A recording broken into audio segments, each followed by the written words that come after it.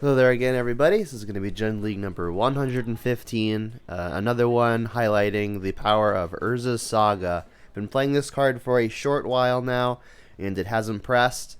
It's not super obvious that it should be good. Should be good in a deck like this because we're not really doing anything that would already align with it. We're not playing like any hammer time components. We're not playing any affinity type strategies. We're just playing Jund mid range, and we've squeezed in this artifact package. So our targets are 4 Minstrel's Bauble, and these 5 artifacts here: a map, a spell bomb, a pyrite spell bomb, a pithing needle, and a shadow spear for the matchups that we need to gain the lifelike burn, which is pretty popular right now. Our clocks are 4 Goyf, 4 Ragavan, 4 Dragon's Rage Channeler, and whatever tokens the Urza Sagas spit out. And then our sideboard is tuned to beat the more combo-y decks of the format, things like Elementals, things like Hammer Time, and as well as the various Cascade piles. So let's look at the current modern metagame as it sits today. Today is 9/28/21, and this is what our top 15 is looking like. So I haven't done a video in a couple of weeks, and a couple of weeks ago Hammer Time was in at number 1, but it was supplanted by Blue-White X Control, and most of these decks are playing many copies of Supreme Verdict, which we'll have to watch out for. Many copies of Teferi Time Reveler we'll have to watch out for, and also things like Chalice of the Void, because they don't really play any 1-mana spells with the exception of Prismatic Ending, which can kind of get around it. So this is what the top 15 is looking like.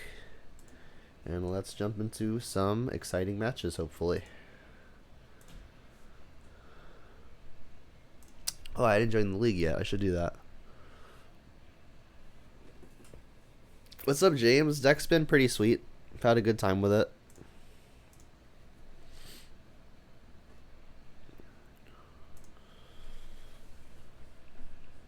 Have I played around with Den of the Bugbear yet? I have not. I imagine it's fine. I imagine it's probably better in a 2-color strategy. Just because you have lots of differently colored spells to cast past turn 2 in 3-color decks. Especially when you're trying to start double spelling. So having a tapped land is a pretty large drawback. Obviously Blackleaf Cliff's also a tapped land a lot of the time. But you can have it come in untapped on turn 3, which is pretty huge. And it makes more than 1 color, which is also pretty huge. So maybe not the perfect comparison, but I definitely think probably better in just straight black-red or even something like red-green. Yeah, exactly what I'm trying to get at, James. You got it. Yeah, I'm also playing a 5th colorless land. I'm playing 1 copy of Ghost Quarter even.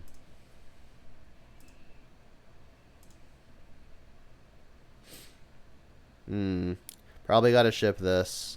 Way too many lands and none of them are Urza Saga. This hand is significantly better. We've got turn 1 Monkey. Definitely keeping the pair of lands that we've got. We don't know which of the 2 artifacts I guess I'm putting back. Shadow Spear is really only going to be good if the opponent is playing something hyper aggressive like Burn. And while Burn is popular, I think it's more likely a Spell Bomb is going to be applicable. So I'll bottom the Shadow Spear. And then I will lead off on Blood Crypt. I guess I'll get the Blood Crypt with, I guess it doesn't matter, because if I want to get basic Forest to cast like a top deck Renin 6, I could do that off of either fetch.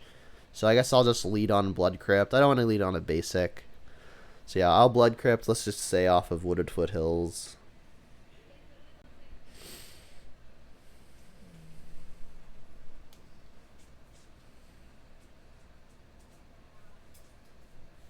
The opponent has gone down to 5 cards. Hopefully that means a Ragavan will be potent.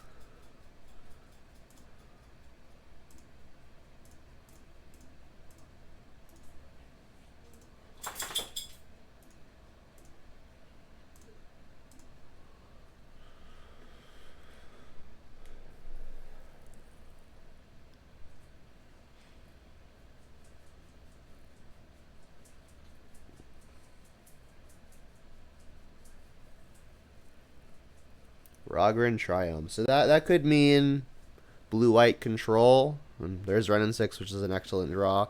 It could also mean a variant of elementals or rhinos.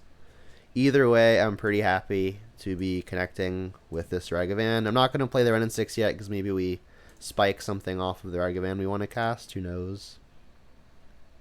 We hit a growth spiral. So I guess that means more likely elementals. I suppose it could also be some kind of reclamation pile. What I think I'm going to do here is just get this Renin 6 into play and start plussing it. Versus Growth Spiral, I don't expect my life total to matter a whole lot, so let's make my mana good and just get Stomping Ground. Obviously I want green, and because I have Bolt and Heat in my hand, I'm going to want a fair amount of red as well. So I think Stomping Ground's a pretty natural choice.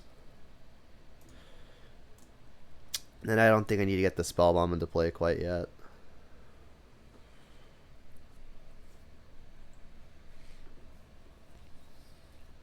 Renin 6 from the opponent would be unfortunate. I imagine they've got Renin 6s in their deck, considering we know they're playing green.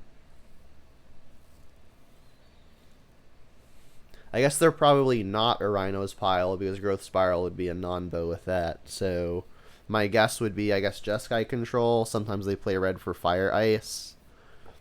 Or Elementals. More likely Elementals, I would guess. Just because most blue-white X decks don't play red at all. They just play the Triumph for a prismatic ending. But yeah, this is a fairly nice start if we are playing against Jeskai. Shock and Pass. What could that mean? Channeler's a good one. Just a nice backup threat. Alright, let's see if we can connect. How's work been? Work's been solid. Nothing to complain about. Yours has been silly and you're feeling burnt out. Got a lot of research happening.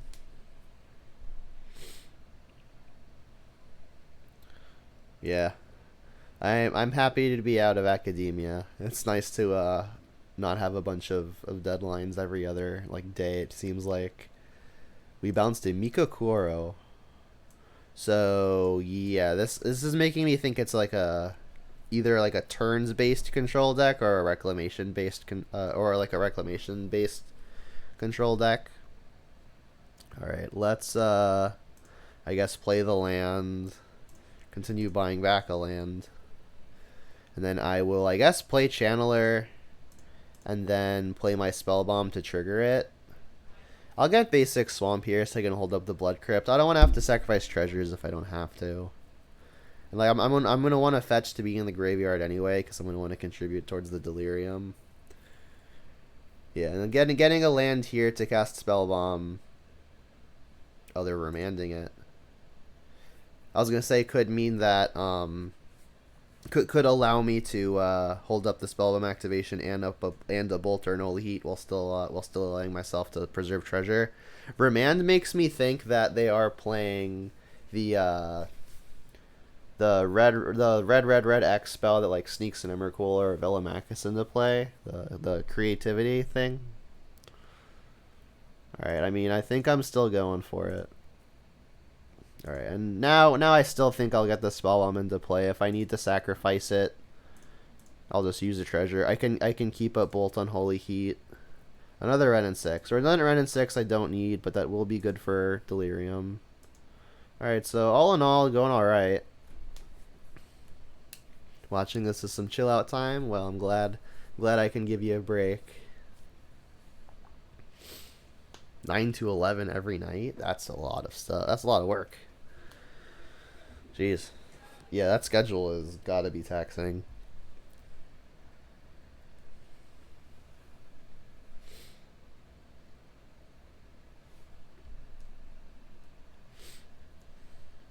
So feeling pretty good about the position here.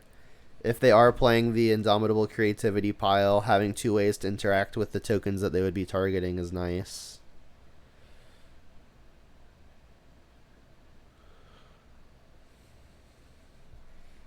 I guess the way that I could maybe not interact with them is if they had the copy of The thing that investigates and makes an 0-3 crab. I could maybe have bolted to fix my draw step and try to dig towards the delirium. I'm going to assume this is a Prismari command. A meeting at 12 a.m. that lasted an hour and a half? Were you like with talking to someone in a different time zone, or were they just caffeine addicts? Okay, US makes sense. Yeah, so I'm assuming this is Prismari. Make a treasure. Okay. So this is going to add creature. This is going to be instant. I think I am just going to go ahead and bolt them. I have the Inholite to target a creature still. Thing is, like, they're going to be able to have something to target almost no matter what, which is problematic.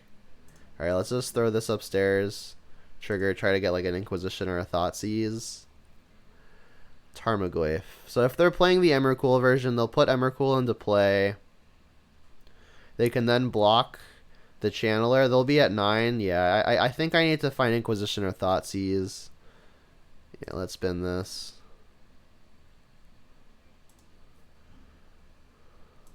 You'll get a treasure. Another Keat. Not ideal. I could sacrifice the Spellbomb to dig forward again. I think I'm going to do it. I'm not doing much with my hand otherwise.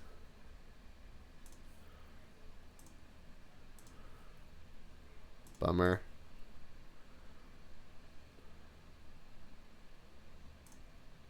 Alright, attack.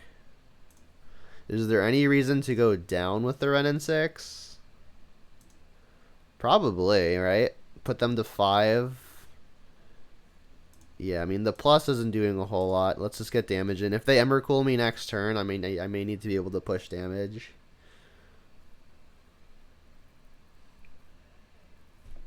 Stop playing Magic Online. That's unfortunate. Sunset Revelry. Okay, so I guess this is a gain for make 2 1/1s. Yeah, they've got to be the deck that I thought it was, the whatchamacallit, Indomitable Creativity. Alright, so they've got way more tokens than I have things that I'm able to target. I guess I could unholy 2 tokens, ping with the Renin 6 on the other thing, but then they'll still just have the treasure token in play. I think because I am so needing to filter my draw step, I will just go ahead and at least use 1 Unholy Heat. And I guess they just don't have the Indomitable Creativity, because if I were the opponent, I probably would have just gone for it.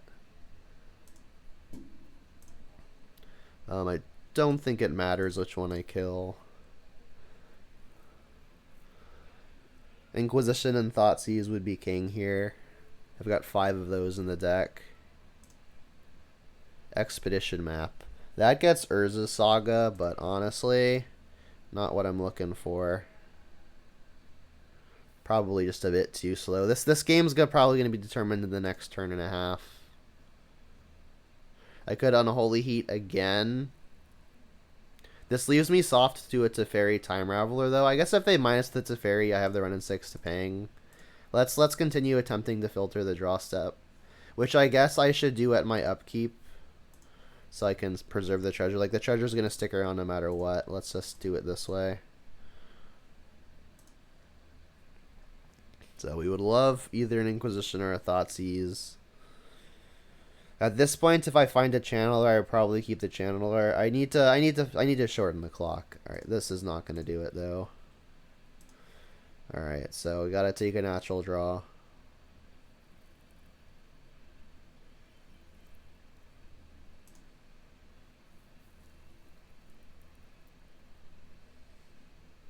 Opponent says, "Geez." All right, having drawn Renin 6, or sorry, Ragavan, this makes me want to use the Renin 6 to ping their last token, because then I can dash their Ragavan and actually be able to connect. Ideally, be able to connect.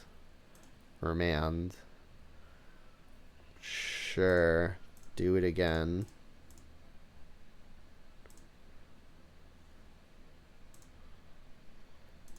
How hilarious would it be if we just like flipped a lightning bolt off the top of the opponent's deck? That would be most ideal. That's a fairy? Deal.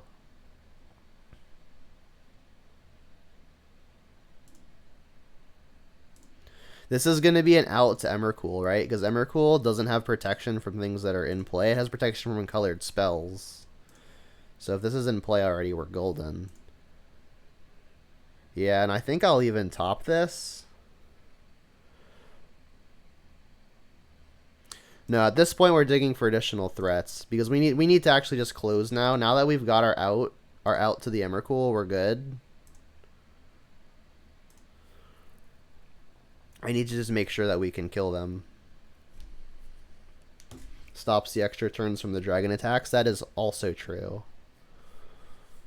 It'll stop only the first one though, because like presumably they'll attack the Teferi. But I mean, stopping the first one is enough to at least cut them off for a turn, right? And then we can maybe connect afterwards.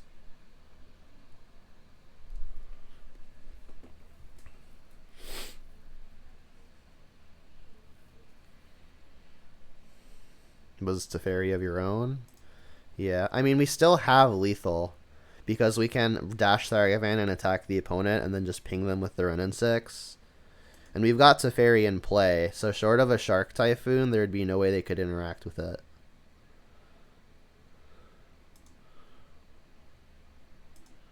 They could cycle it for 1.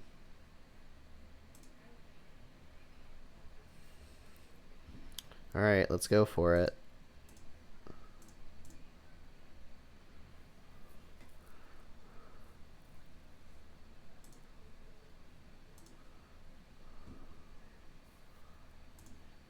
Alright, please no Shark Typhoon.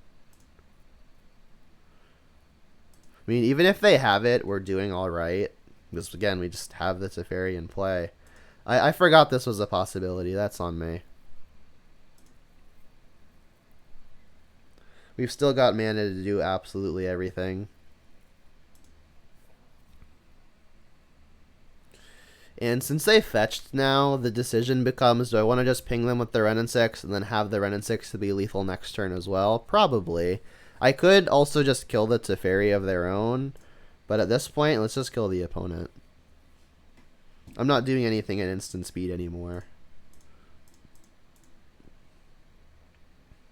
Opponent says LOL. Alright, so even if they've got a sweeper now, we've got the in-play Renin 6. We've still got the Teferi in play as an out to Emrakul.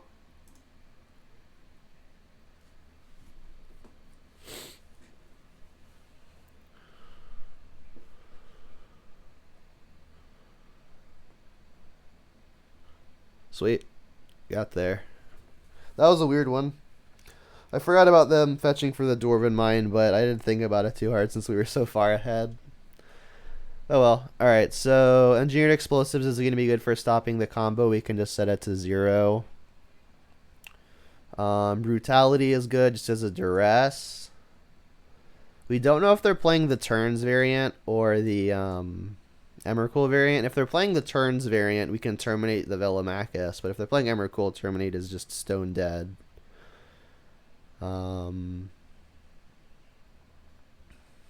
Torpor Orbs do nothing. Void Mirrors do pretty much nothing. I guess we can consider Kolaghan's Command just as a grindy piece. If the opponent's playing the mid-rangey control type game, then Kolaghan's Command could be quite strong. Let's see how many things we want to take out. Not super excited about Nile Spellbomb. Pyrite Spellbomb's probably fine. In fact, all the other artifacts are probably just fine, with me being least excited about Shadow Spear.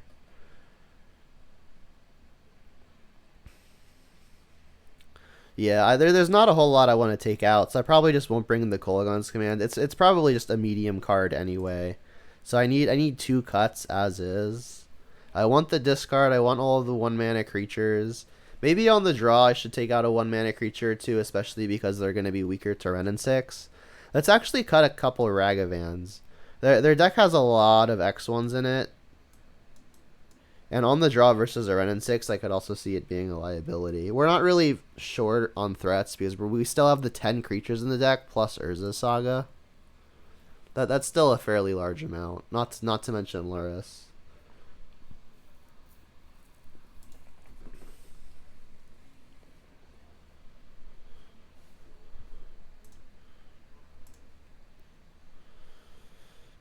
Yeah, I'll keep it. This is a land or two heavy, but we've got 1 mana threat, we've got an Inquisition, and we've got a Ren and 6.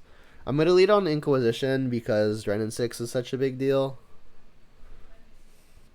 Hopefully they don't veil me.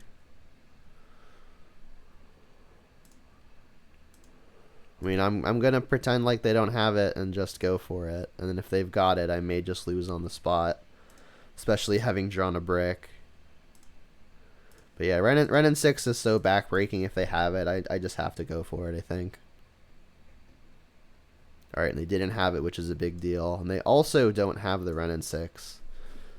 I guess I just take the remand. I can't punch a hole by taking a creativity. I can maybe get the Channeler out of range before Prismari Command is an option. So this is the opponent's holding.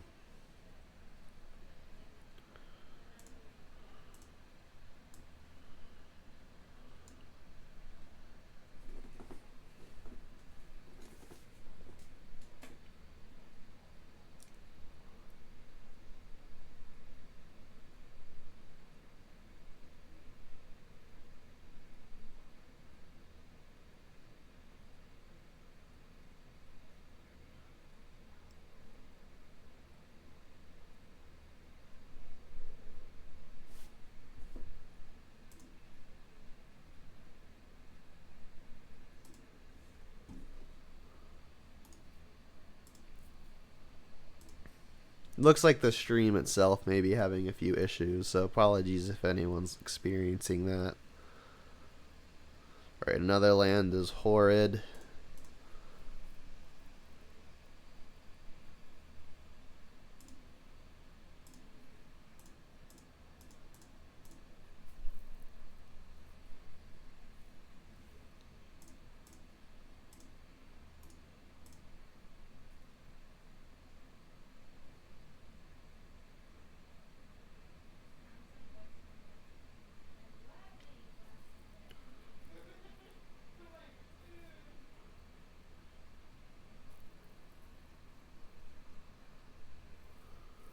So they are going to have access to the combo, assuming they find a land on turn 4.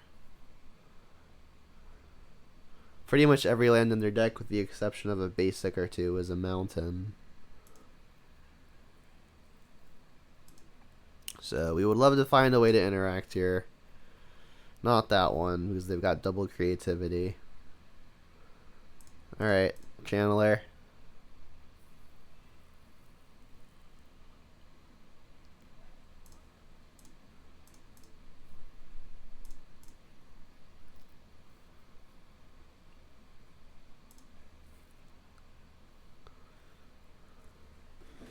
Gonna Prismari me. We were kind of far from Delirium.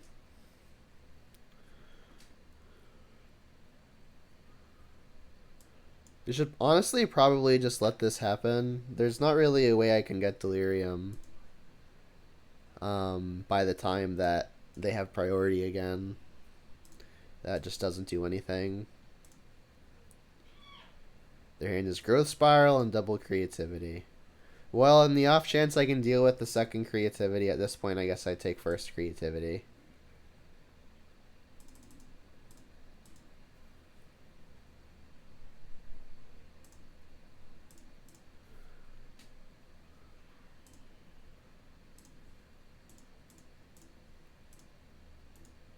Alright, they get to do the thing. What's up?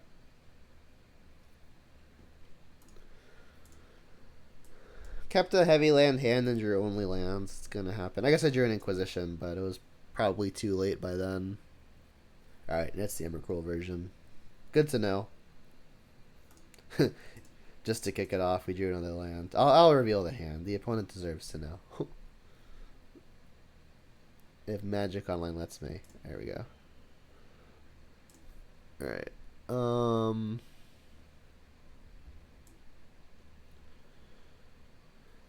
Now that I'm on the play, probably want to bring in the Ragavans again. There's even a reason to maybe bring in Grudge because it can target the things that my other removal can't. But I mean, that seems loose.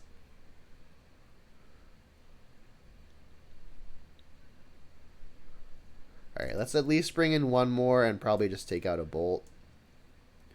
The Unholy Heats can kill the Planeswalkers, but the Bolts can go to face to win a race. I guess if they're going to minus the Planeswalker pretty reliably, then maybe I should just cut on a Heat, considering it's only Teferi that I'm really concerned about.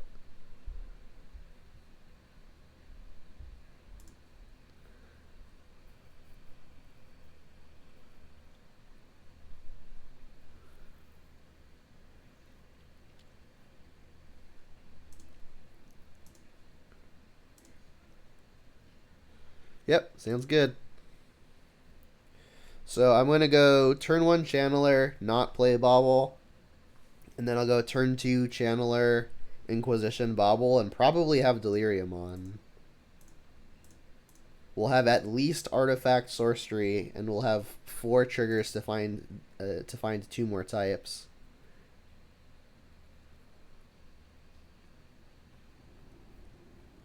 Got the Bolt. Hard Evidence. Yep. Annoying. But you want spells. That counts. So let's say yes to this. Cast this. And I guess we're going to... I guess, does the order of this actually matter? I for sure want to go for Delirium here, because if the opponent has Run in 6, I'm going to want to be able to take it. Let's Bobble first. Try to hit the Delirium. That counts. That doesn't contribute towards Delirium. I guess we can Bobble the opponent to inform our Inquisition decision. Alright, so there it is. So we're going to have Delirium. And a map. Probably too slow. So they've got Dwarven Mine on top. I mean, their Prismari commands no longer allow them to combo. I think I'm just going to take the Indomitable Creativity, because like the rest of their hand is fairly redundant, and this is the thing that they actually have to dig for. Alright, so we've got a very quick clock. And then we just hope it's good enough.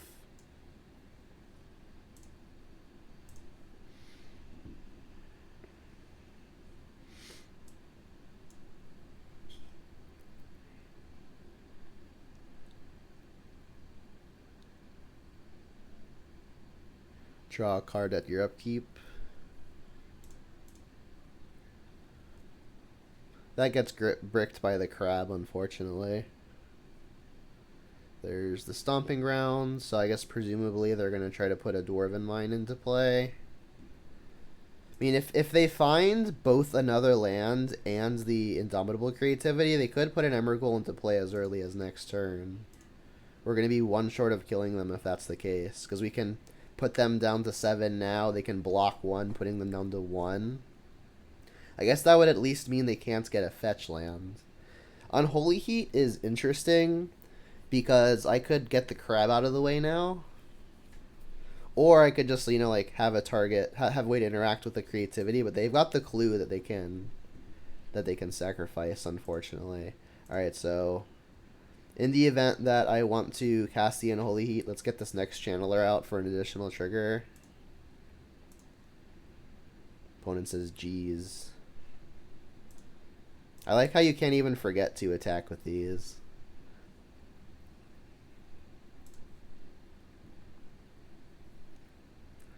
Alright, and I guess I'll shock. Cast a monkey.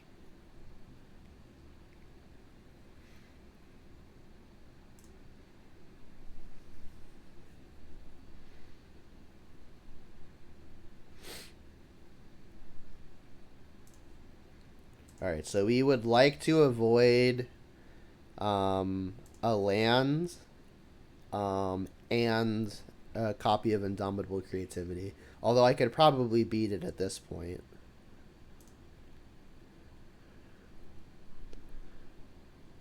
So their hand is Prismari, Prismari, Growth Spiral, and one unknown. So if they target only one thing, I get to disrupt it with the Unholy Heat. They did find it, it looks like. Transmorgify? I mean, this works too. Triggers.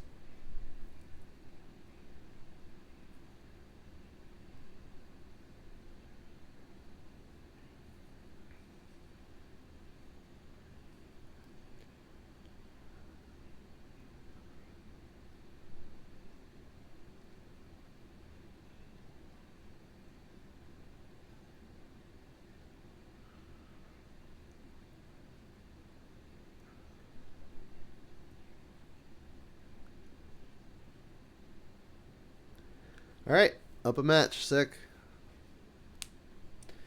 Didn't see an Urza Saga the whole time, which is kind of funny. They are in the deck, right? Yeah, they're there.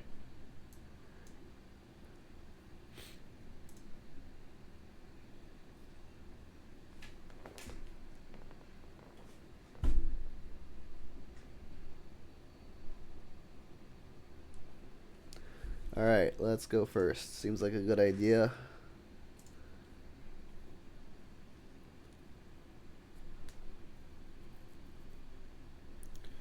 It's a Luris Mirror, but we have no land, so that'll be a ship. This will be a keep. I'll bottom Blood Crypt. Go Blackleaf Cliffs Ragavan turn 1.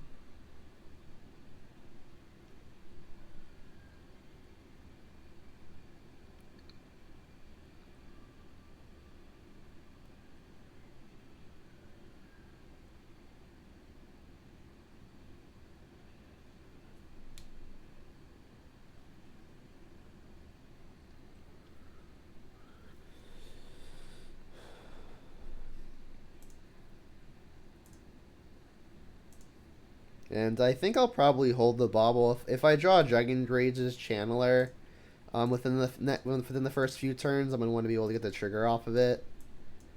And plus, they're a Luris deck, so it's pretty likely I'm going to be having my mana used in the next couple turns anyway.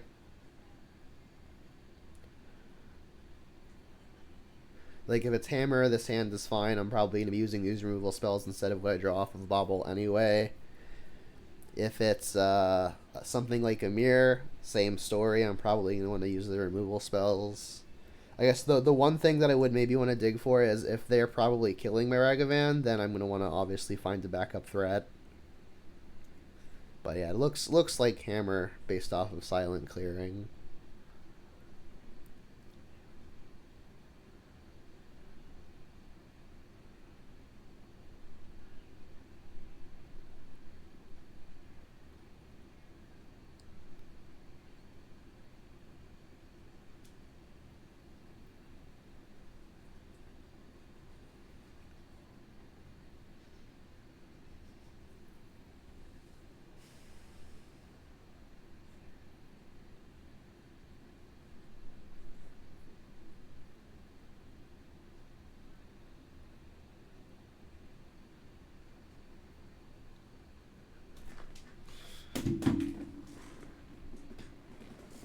I guess they're in the tank, huh?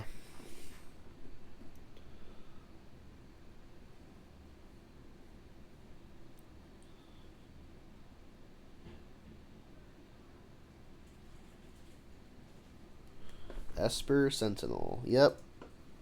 Alright, well, I'll use a removal spell on it. Paying the mana to let them not draw a card. Goyf is a good draw, but I would like to start connecting with the Ragavan. I could just let them draw the card. And then play Tarmogoyf additionally. Which isn't crazy. Because I remember I am going to make a treasure here.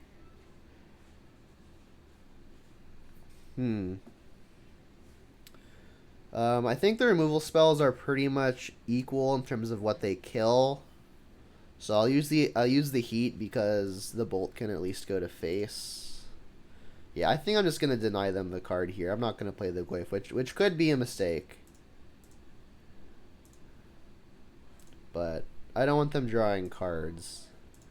So it's like, do I care about the card advantage or do I care about the tempo here? This time I chose card advantage, which could just be incorrect. Sweet, we get a free bobble. Alright, in the event they've got another Esper Sentinel, I guess that would be a reason to just go ahead and cast a bobble now. We can get some free info immediately. They're drawing planes, which I'm going to assume they'll play for turn. I think they're a land light, given they played Silent Clearing on 1.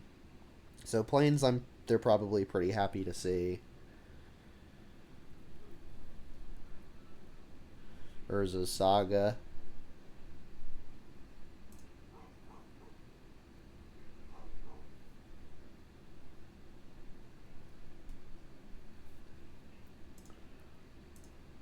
Drum, yep.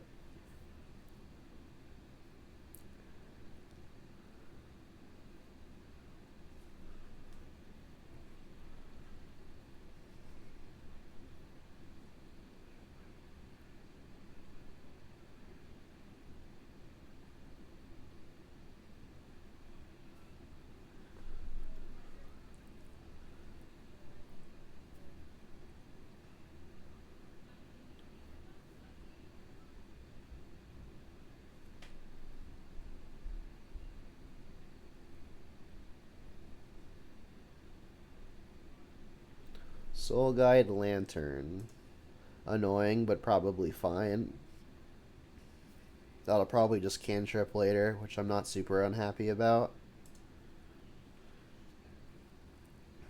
And I suppose I will just go ahead and sacrifice the opponent's bobble now. Continue the train of information. Alright, so they've got a Stoneforge going on deck. At least if they play the Stoneforge, they're not activating Saga for a token more than likely. Oh, I guess I actually am clearing the Stoneforge off of the top with the Ragavan anyway. Red and 6 is a good draw, though. So let's connect for 2. If I wanted to play the Stoneforge, I actually do have a Shadow Spear in the deck. So I have a target.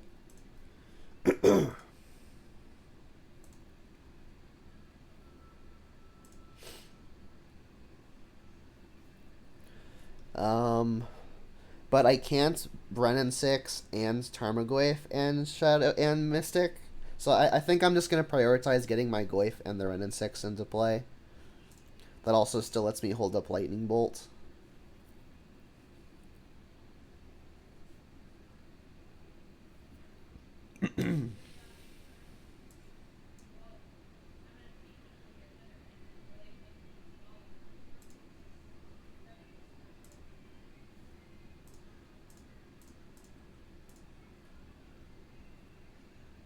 Renin 6 is also quite powerful versus a deck with plenty of X1s.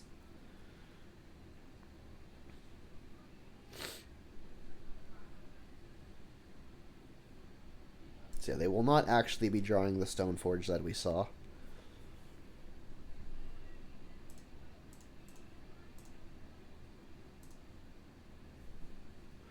Goyf will be thick.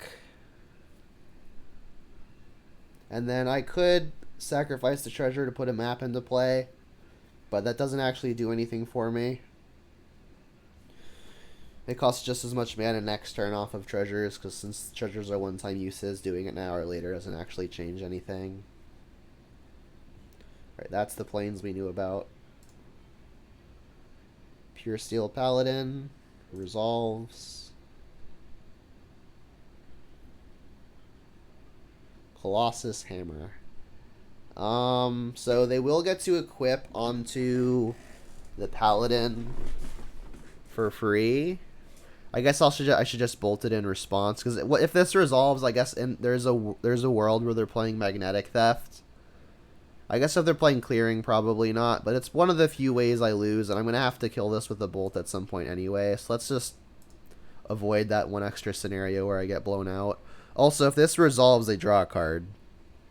So, like, doing this now seems privy. They'll probably just, like, sack a Lantern to draw a card. Yep. Zap.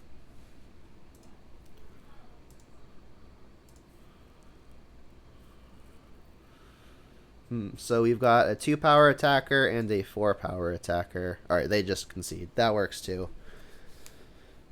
So they could have, in theory, tapped all of their lands to make a Saga token, which would have been a 3/3 and then a 4/4 after they sacrificed the Saga. They could then play a land and have 2 mana if they have a 0 mana artifact creature to pair with the drum.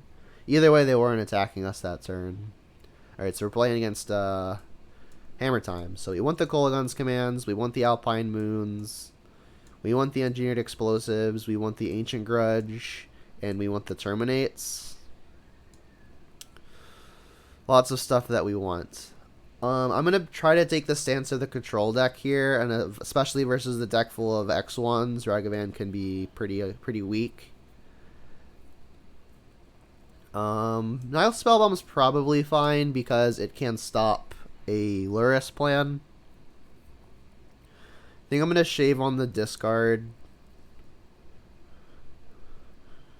Honestly, maybe I just cut the Ragavans entirely, leave it up to Dragon Rage's Channeler, Tarmogoyf, and my own Urza Sagas. On the draw, I don't dislike it, especially because I'm kind of scraping for cuts as is.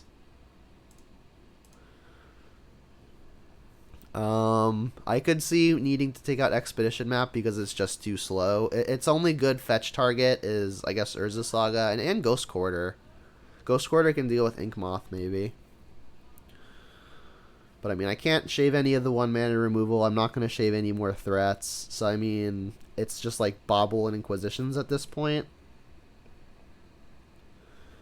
Inquisition is good, but maybe it's better to focus more on a retroactive answer sweep as opposed to proactive. Proactive being Inquisition, retroactive being the removal. Retroactive is a lot less tempo negative, which is nice. Maybe Shadow Spear just isn't good. That could be another thing that I cut. Yeah, I'll cut 1 Bobble, which could definitely be incorrect, but I think Inquisition is probably just great. At least on the first few turns when I'm trying to not get nut drawn.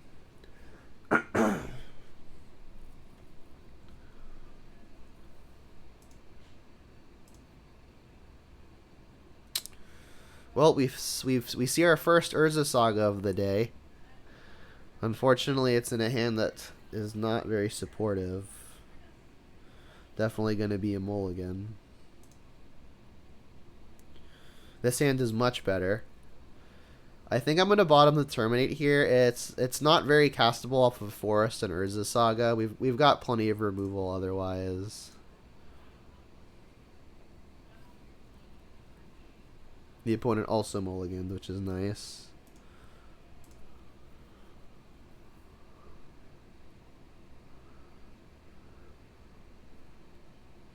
Shadow Spear, yep. There's the Inquisition, perfect. Alright, so I'll probably just lead on that off of Blood Crypt. If they want to use their entire turn equipping a Shadow Spear, I'm pretty okay with that.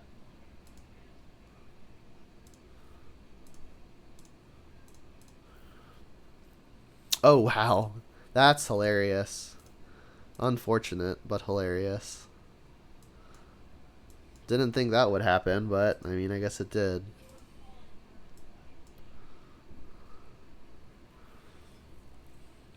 I mean, I've got the Engineered Explosives to blow everything up. So, I'm feeling okay.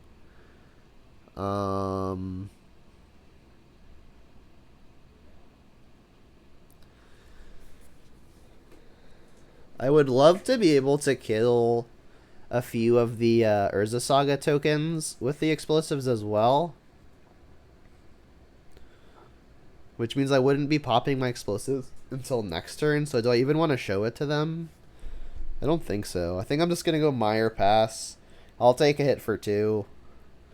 If they play something that my explosives wouldn't kill for 0, I'll just bolt or heat it.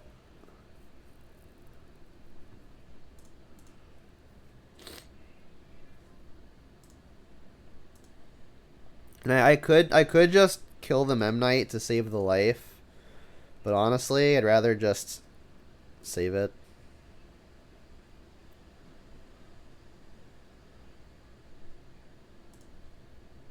Maybe I'm being a little too conservative, but honestly, this feels fine. I want to be careful they don't get Pithing Needle, because if they Pithing Needle blind name explosives, that could be a way that I lose.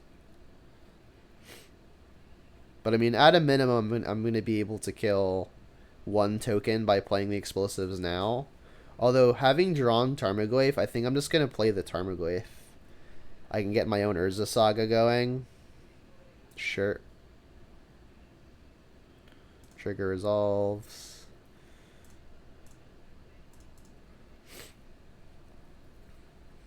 Alright. So yeah, I doubt they're going to blind name a Pithing Needle. If they do, I'd be impressed.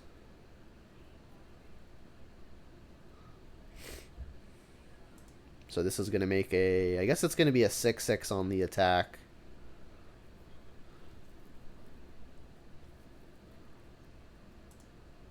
Alright, so as long as I don't get a Pithing Needle here, I should be pretty good.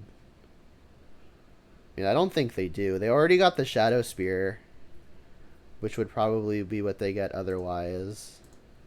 Alright, so we should be okay.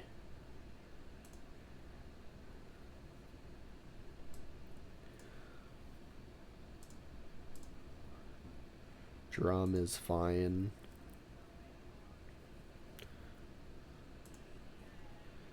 Is there a world where I'm chumping this? Probably not. I want to keep my threat in play. I'll just take the 7. No biggie.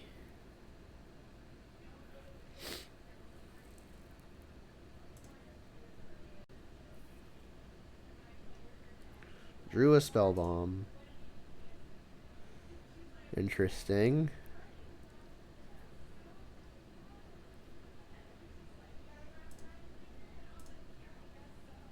So I am going to pop it now so I can get an attack in with the Tarmogoyf.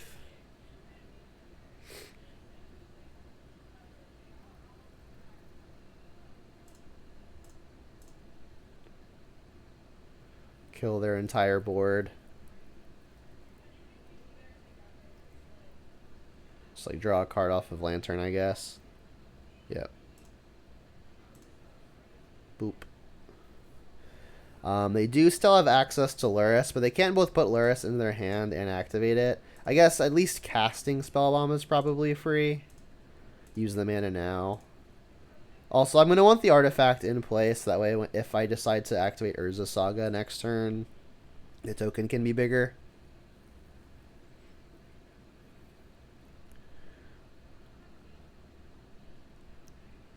Sigarda's Aid. Uh-huh.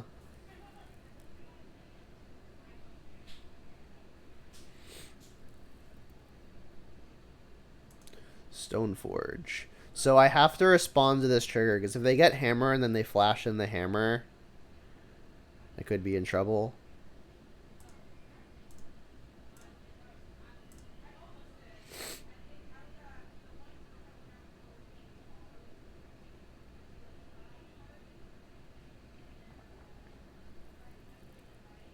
Yeah, I mean, they don't have enough mana as is to equip to an Inkmoth Nexus and attack, so this is safe.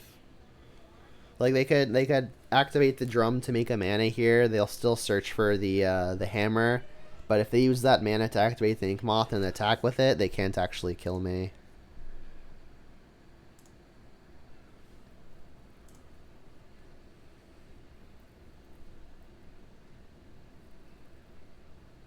They do get hammer. And then with this Urza Saga, I can actually just get a Pyrite Spell Bomb. Just as another layer of protection. So do I activate the Saga? If I activate the Saga, I'm only going to have 1 mana available. I don't think I'm going to activate it. I've got a decent enough clock. I could have maybe even needled the Ink Moth, which would have probably been smarter, assuming that works. Here is a bauble. I guess we can get some info. They've got Ornithopter on top. Alright, my mana goes away.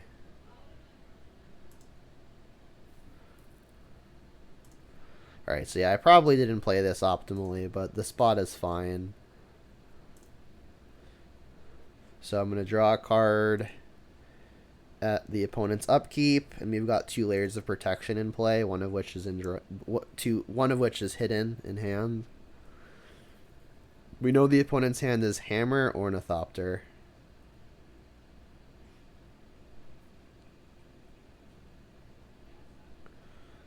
Equip.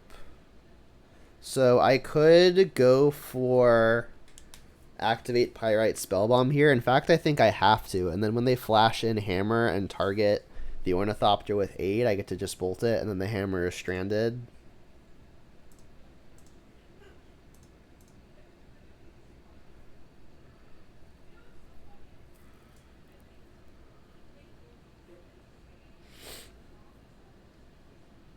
Resolves.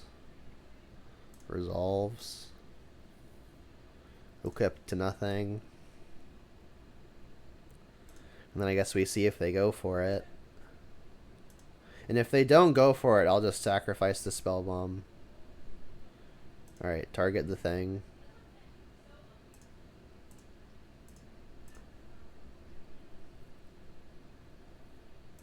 Alright, so now Hammer is stranded. They could still draw the double white creature and kill me, but not much I can do unless I draw removal. That counts. Alright, so they've got to find a way to kill me next turn, but Grudge should be plenty decent backup.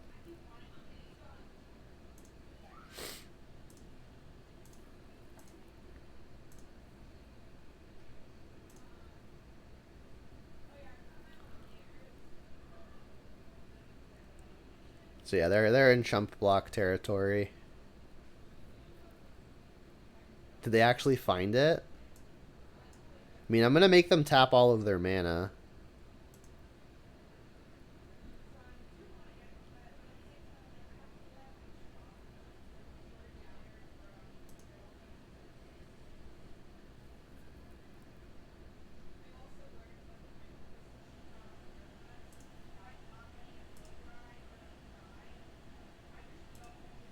It's green on the flashback.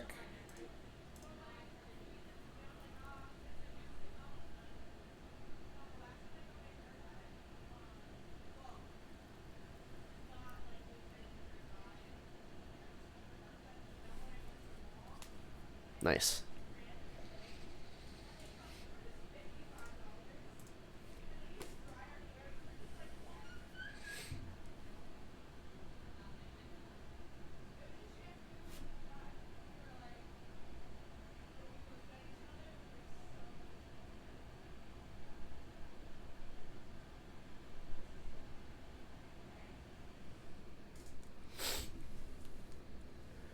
Two and 0, solid start.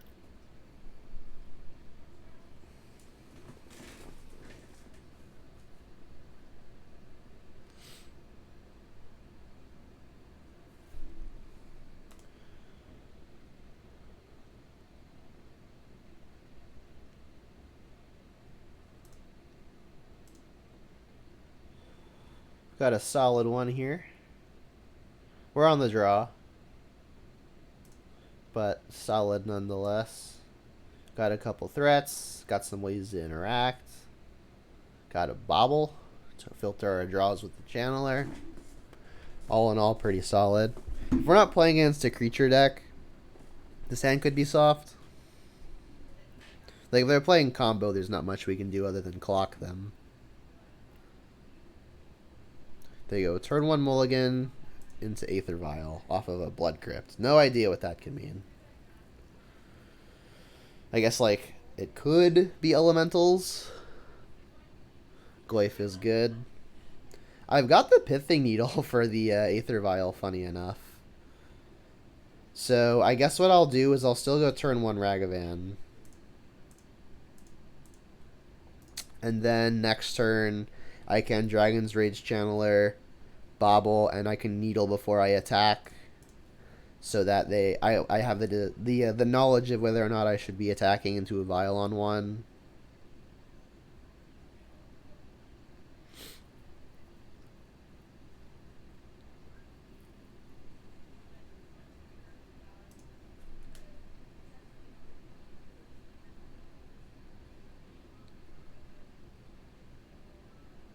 Could it be goblins?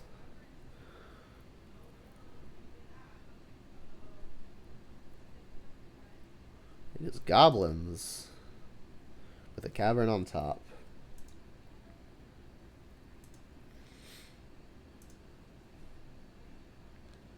So I guess we'll see if they've got the 1-drop.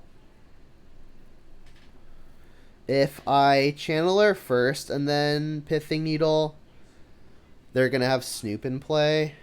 I don't want them casting goblins off of the top of the library. So I think I just have to go for the Needle now.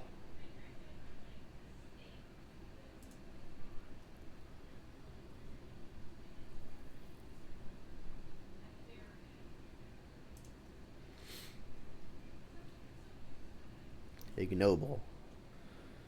Resolves. We'll name Aether Vial. Turn off Aether Vial. Alright, so we know they're drawing a cavern, and I would like to attempt to connect with the Ragavan. I could gamble and see if there's not a goblin on top, but that seems like a disaster if they do have it. So I guess I'll just heat. Like, this has got to be killed at some point anyway, so might as well make it now. See if they block. We know they've got Vial on top, so if I connect, that's the only thing it's hitting. And now that we're making a treasure, let's actually peek at their hands, too. Wow, okay. So they're going to get to Ringleader me next turn, which is unfortunate. Each player chooses a creature type. Each player returns all creature cards of a type chosen this way from the graveyard to the battlefield. Seems strong. So they're going to get to play their cavern and get to Ringleader me.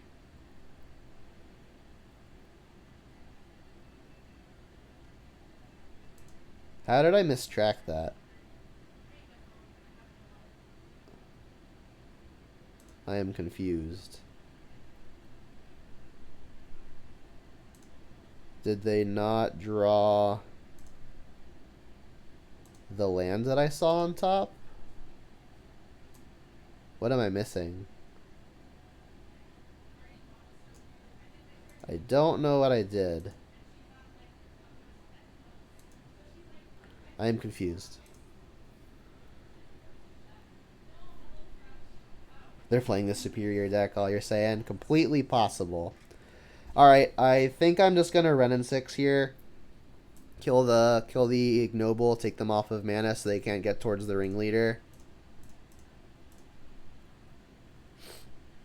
If they find another Ignoble Hierarch, they could attack with Exalted, which would be unfortunate, but it is what it is.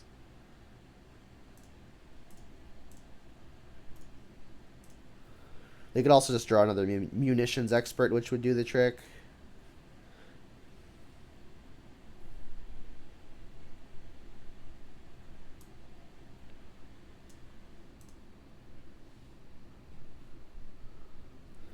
Attacking there makes a lot of sense.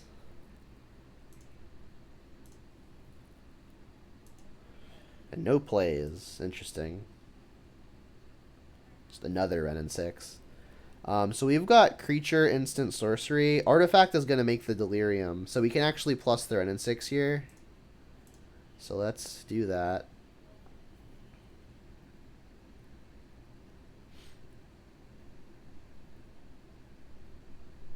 Did I get rid of the land with the Ragavan? I guess that would make sense. Yeah, that must be what happened. You're right. Yeah, I was pretty confused, but that makes sense. So yeah, we've got instant sorcery creature. When this hits the yard, we're gonna get delirium anyway. Bolt has to be good. We're gonna draw the bolt now.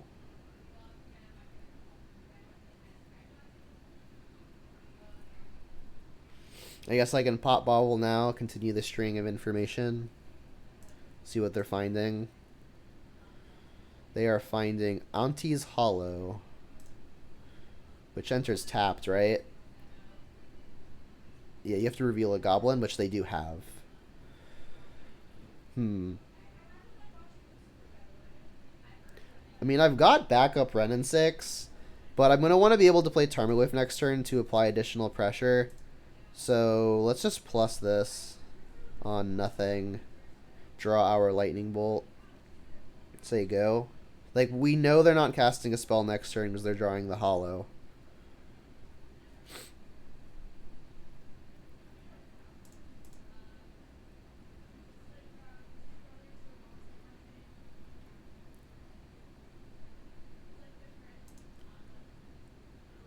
They drew a Matron?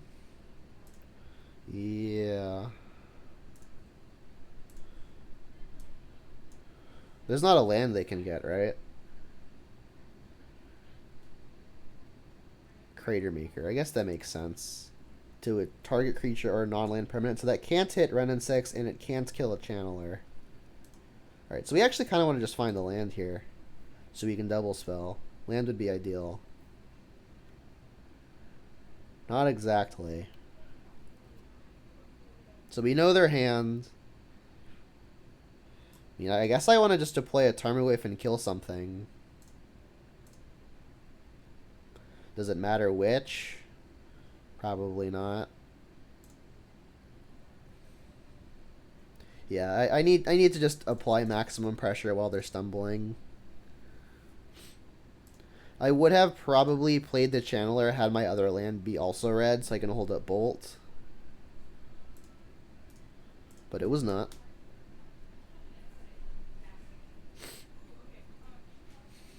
Oh, I didn't even realize it was Jer saying they were playing the superior deck. What's up, Jer?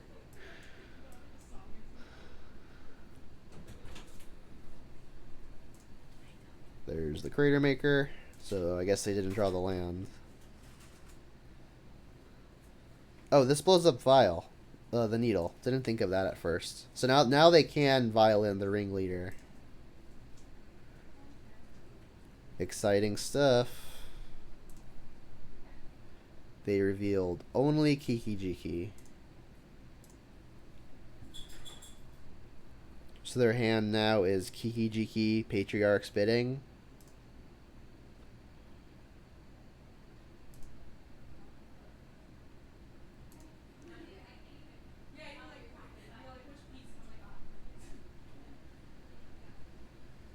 Not the land I'm hoping for. So we've got an 8 power attack. If I kill the Goblin Matron, the opponent is forced to chump. The issue becomes, though, if they land Patriarch's Bidding, I think we just die. But I don't think I can really play around that.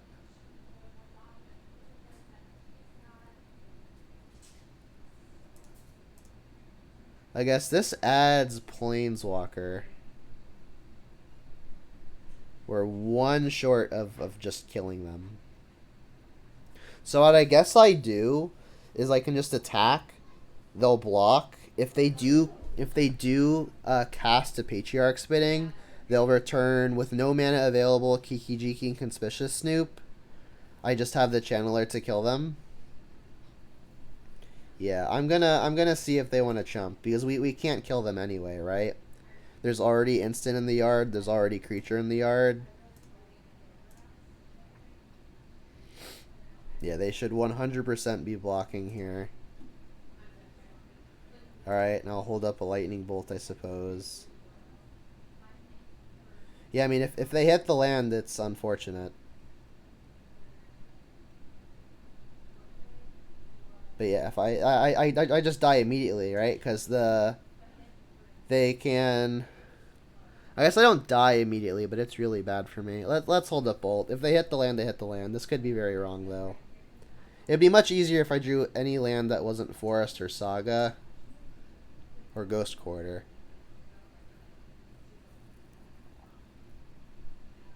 Talking about this card, Jer?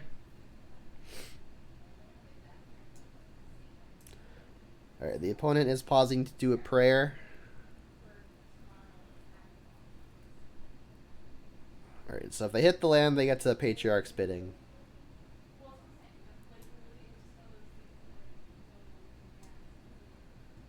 But we get our Regavan back.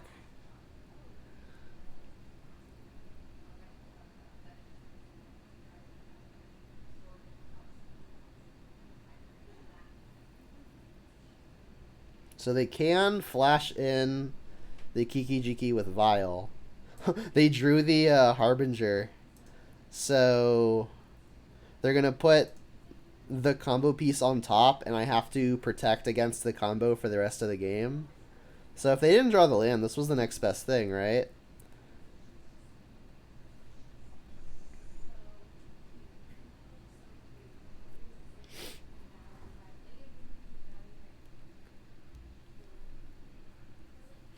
Can I just draw a red land and make it easy, please?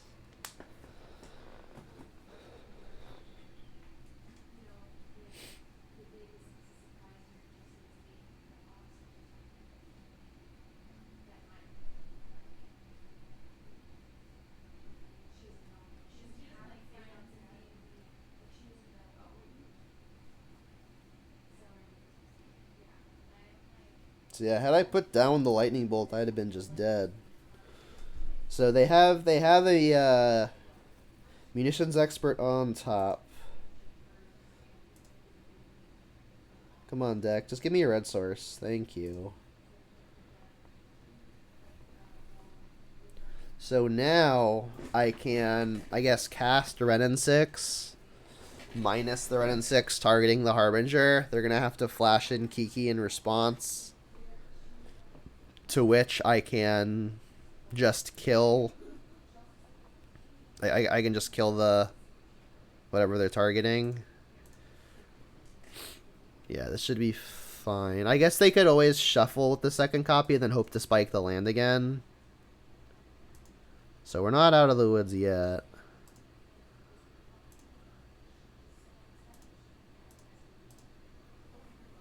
Trigger. Don't need that anymore.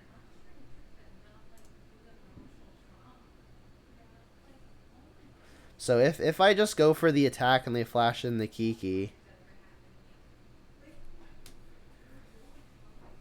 Yeah, I should just kill this.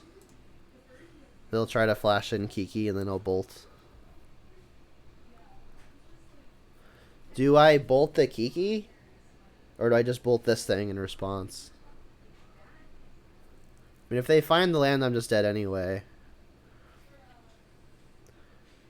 The thing is, though, is if I bolt this now, they don't have a way to shuffle again, so they will draw Munitions Expert, and then that's not a land. They'll have it Kiki, and that's it. So yeah, I need to do this in response.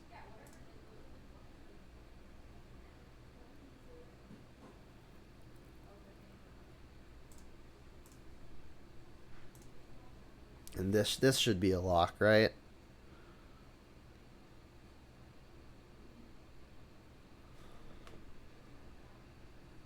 Alright, so you can put in a 2/2 Kiki Jiki as a chump blocker.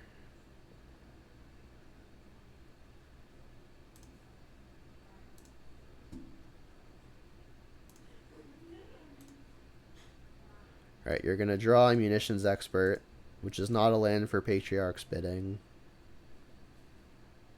And then you're dead on board.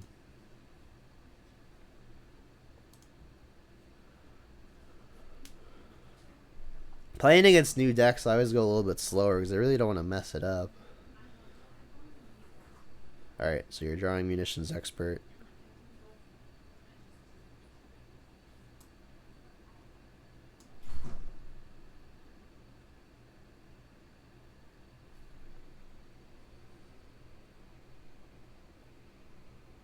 So yeah, they can block Goy for an additional turn, but I can just ping their face. Yeah.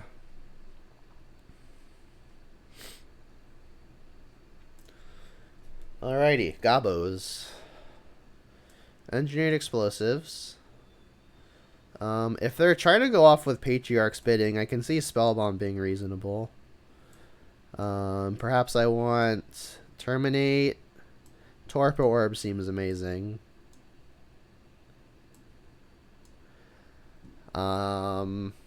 Kolaghan's Man probably a bit slow. I can see a reason for Brutality just as a kill spell or a way to take an instant or sorcery out of their hand. It's not ideal. I think on the draw I'm gonna take the strategy of cut the Ragavans again. I really don't see me needing to tutor for an additional Saga or a Ghost Quarter. But how's this look? So if I wanted to squeeze the Brutalities in, what would I cut? Honestly, not sure. All of the rest of my deck has just better versions of Brutality. I guess maybe 1 mana discard can get bricked. Like if they're playing off of the top, which does happen, Brutality can at least be used as a removal spell. But 1 mana interaction is quite strong. It's like trim a bauble again. That's 60. Let's do that. Yeah, maybe on the play where I'll have a mana advantage. I could be convinced to play Brutality, but it just seems a bit too slow. But then even again on the play where I want to bring Ragavans back in, I'm gonna have to find a way to make cuts again. Maybe I just don't need some of these artifacts.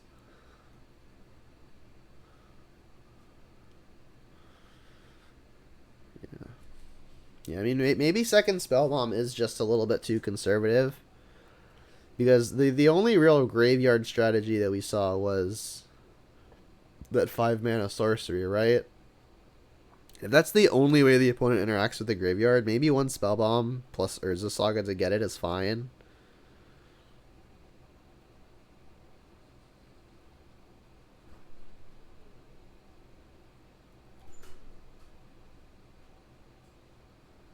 Does Shadow Spear matter? Yeah, that's one of the ones that I mentioned. I'm really not sure.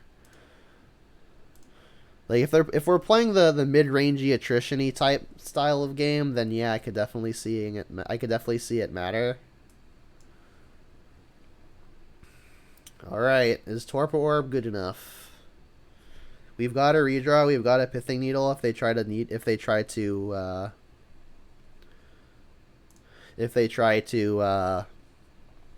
Aether Vial me. It's probably a keep. Probably only running 1 or 2 copies of bidding for late game. Yeah. Not second Nile Spellbomb's probably a touch too much. I might just play a Vial so I have something to name with Needle. Hell yeah. Hell yeah. Alright. Gwaif's a good one. Alright, so Needle. Naming Aether Vial.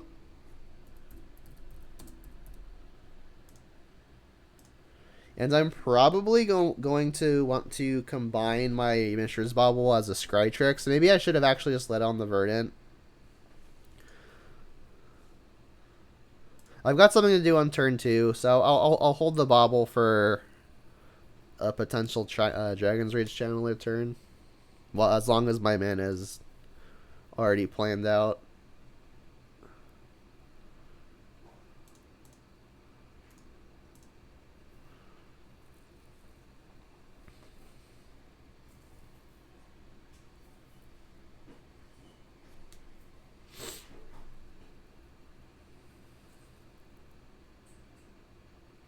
Alright, and the sooner I get Torpor Orb into play, the better it's gotta be, right?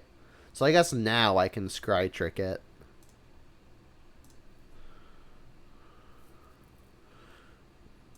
Target me. What do I have on top? The Channeler.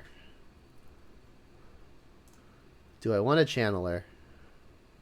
Probably. It's probably fine. Like, I've already got a way to interact. I just need threats, I guess. I've got 1. Right. So given that I want to draw that,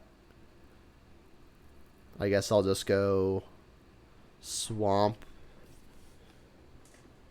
play Torpor Orb. But I think I'm actually going to... I guess I could always just still play the Swamp here. The next turn I can fetch Saga Stomping Ground. Yeah, sure.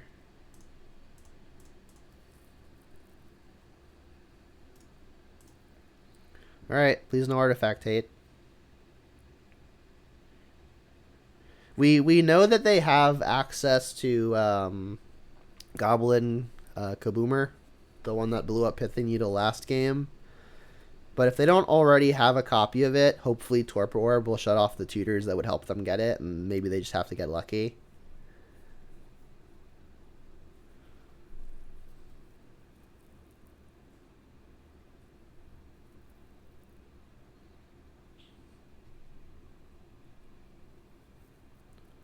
Alright, it's in there. Draw a Dragon's Rage Channeler.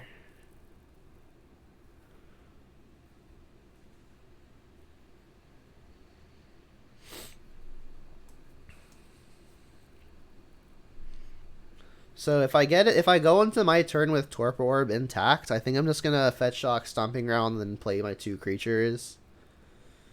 Try to get them on the back foot now that I've deployed my hate pieces.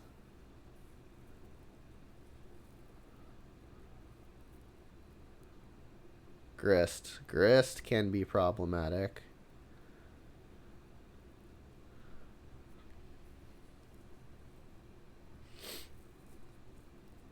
There is an Urza Saga, but I think I need to get 2 creatures into play.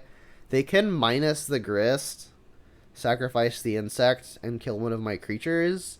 But then I guess Unholy Heat gets to deal with the Grist.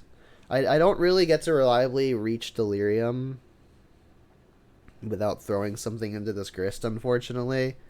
So I think I'm going to throw a creature into the Grist. Get the Stomping Ground I've been talking about. Alright, red.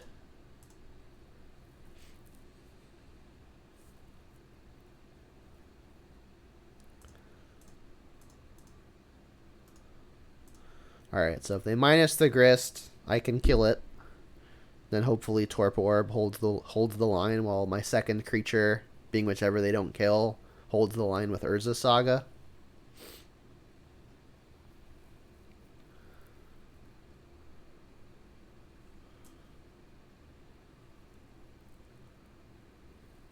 Phyrexia is certainly dangerous, but I have to admire some of its innovations.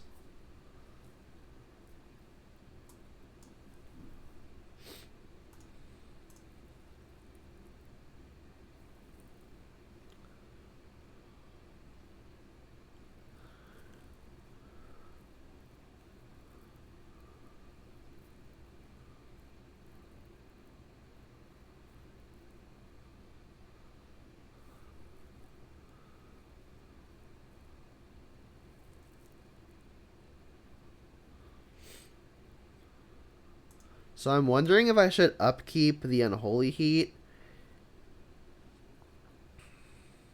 in an attempt to hit Delirium. If I hit the Delirium, I get to attack over and kill the Grist now, assuming I tag the Grist in the first place. Is it worth Hail Marying? Probably is. Let's see. Because, I mean, we're not really getting to Delirium the easy way, which would be I get to just use the Unholy Heat to hit the Grist down the hard way. So if we hit the Delirium here, it's nuts. We don't. Bummer. Could still just draw a Bolt or another Heat. How about a Pyrite Spellbomb? So I'm going to go for the attack on Grist. They're going to want to block.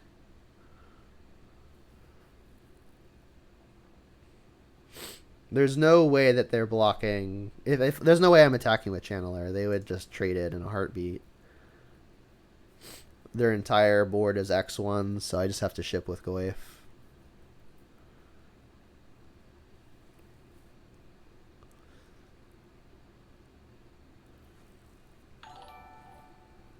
Hey, Coco, what's up, bud? How you doing? Got a pretty solid record so far. All right, let's get at this grist here. I'm streaming now. I've been streaming for a little while, but I've taken a couple weeks break. I've got a YouTube channel that all these things get posted to. All the social media stuff is under my face.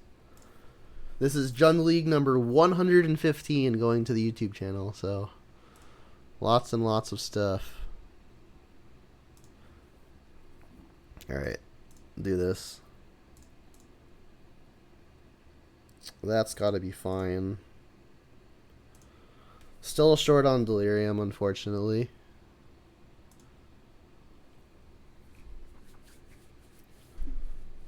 Saying that surprised they kept in Vials. Usually versus Jun is just a straight up swap for Ley Lines.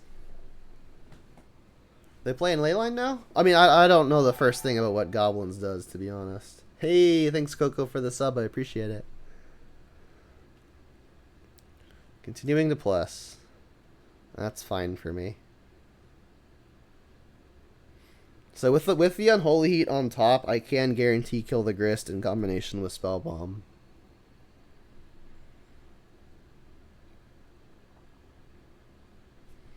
Does that matter though?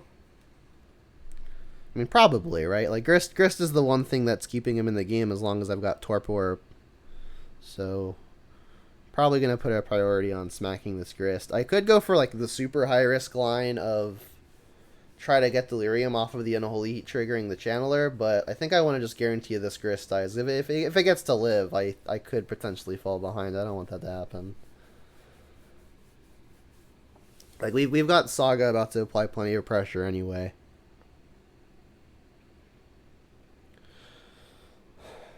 I mean, given that Saga is going to be going to the graveyard, not this turn, but the turn after that, I could just hold the Unholy Heat for a turn and let them get one more activation off of Grist. But if they wise up and minus the Grist to kill Goyf, that's pretty problematic. I mean, maybe given I have so many artifacts, it's actually okay if they kill the Tarmogoyf, because Urza Saga is just going to be creating even more stuff. That's fine.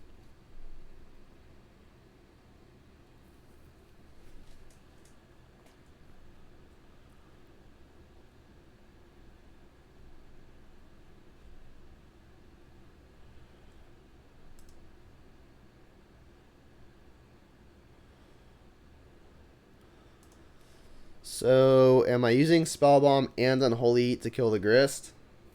Or am I going to let Grist activate once more? Honestly, let me just kill the Grist.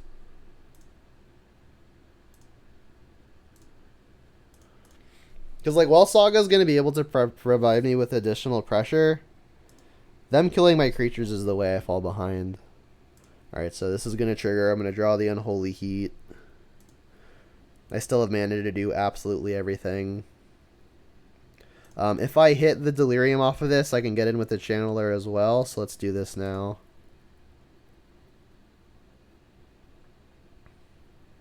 Another land. That doesn't do it.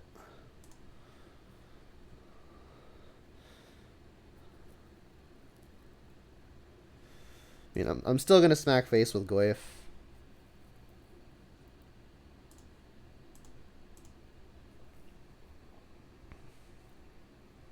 Deal. Go on, Magic Online. There we go. This. And then I'll hold up Saga activation. We've already used Pyrite. We've already got the Needle in play. I mean, I guess the only other targets are... I can get Nile Spellbomb, or I could also get the Shadow Spear. Shadow Spear actually looking good as far as Goyf is concerned. That's a 3-mana 2/1.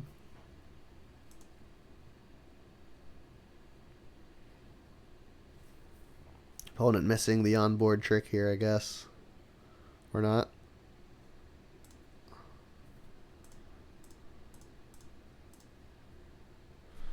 So I do still have mana to activate the Shadow Spear after making a creature with Urza Saga, so let's just do it all.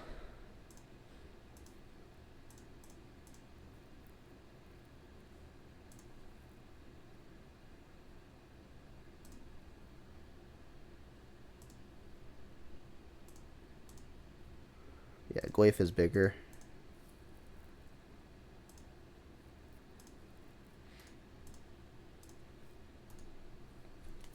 Three-o. Solid.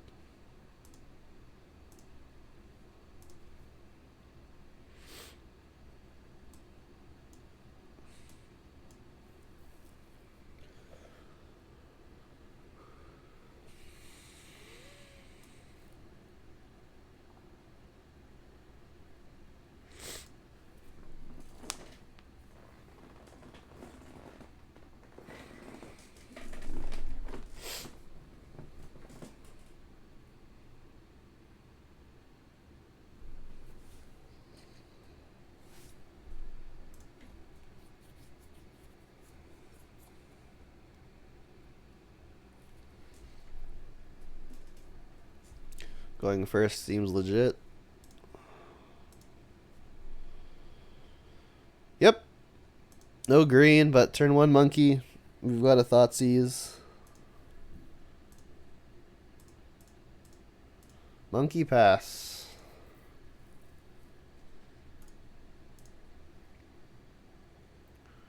Spire Bluff.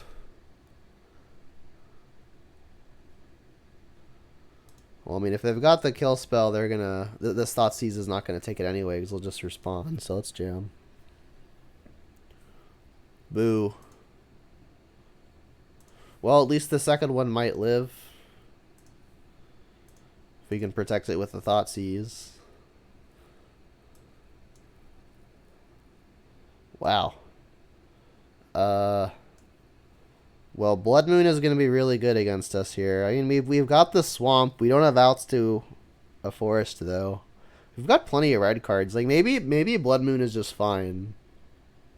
We've got Unholy Heat for the Ragavan. Shark Typhoon's not really going to be a factor until much later.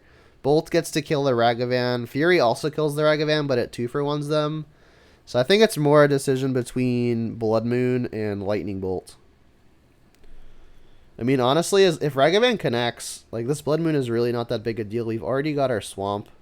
Our only green cards in the deck are basically red and 6 Tarmogoyf. Everything else important is basically just red. Yeah, I'm going to take the Bolt. If they want a 2-for-1 themselves, sure.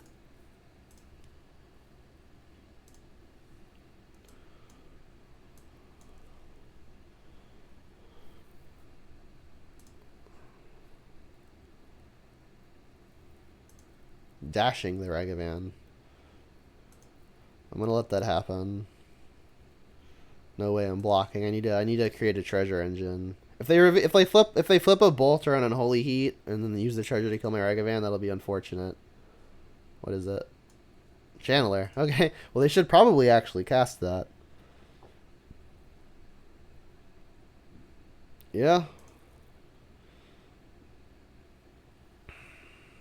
That was a good hit. Alright, Ragavan's gonna bounce. Another Unholy Heat. That was good. Let's get this out of the way. Unfortunately, I cannot cast the Renin 6.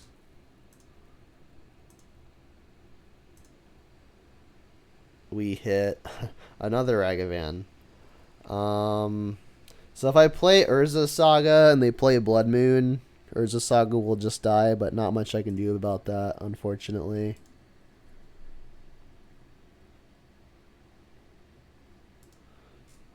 Yeah, if they just like dash their monkey, I'll heat it.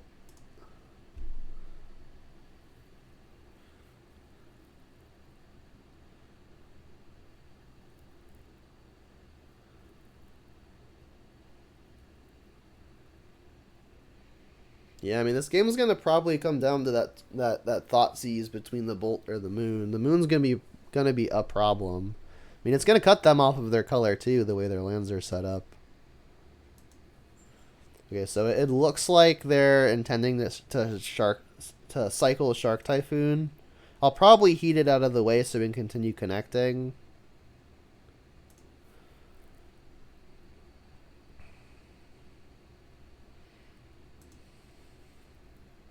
Glyph was a pretty solid draw. So yeah, if they cycle Shark Typhoon, I'm gonna just heat the thing out of the way.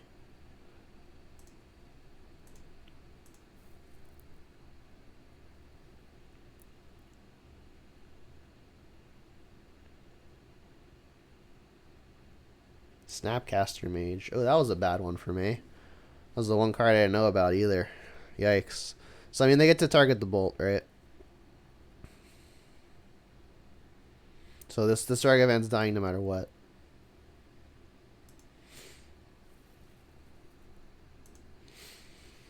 I'll take the trade. Need the treasure to play the Goyf.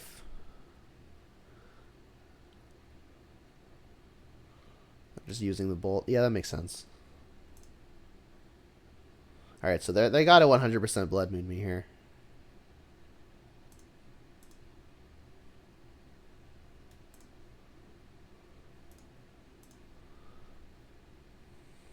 We got instant sorcery creature in the yard. I guess if they moon me, there's going to be land enchantment, and then they can't Fury the Goyf anymore. So as long as they sequence this correctly, they should be fine. I don't think I can do nothing there, though. They're casting Iteration. Okay. I mean, Goyf is quite large.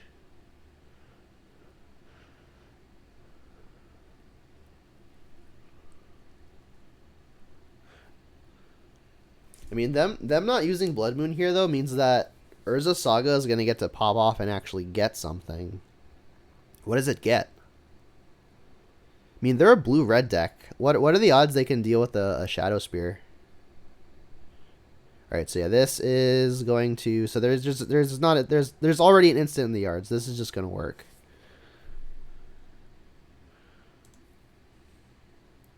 What do they pitch? They pitch the moon. Okay. Yeah, no way around this, unfortunately. I can't even, like, unholy heat the Snapcaster. This is just going to work. Alright, if they dash Ragavan, I'll heat it 100%. Fury's gone.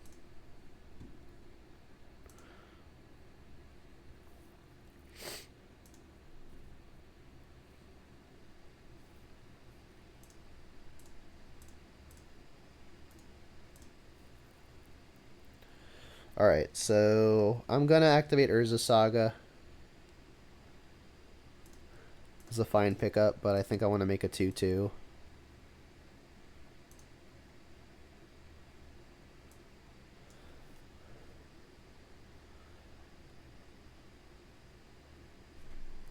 I could get Map and try to start looping Sagas.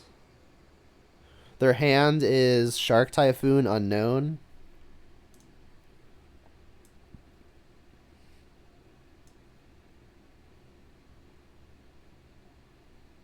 Kind of rough.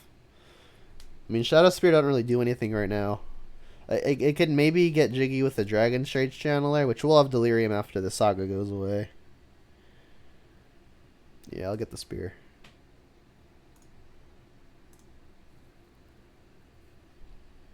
Map could maybe let me get green, but I don't think running 6 matters anymore.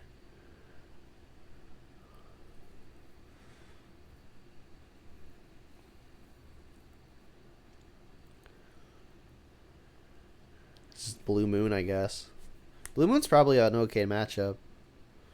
Their Moon would have been a lot better for them than I think they thought it would be. That sucks. That bounces Construct. Brutal.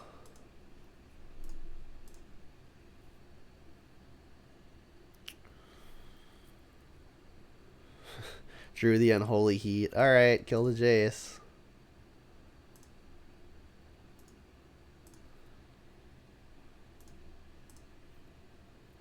I guess they were leaving Snapcaster back to protect versus a Dash Dragavan. Come on, deck. Damn it. Alright, well, here's a 3/3. I hope.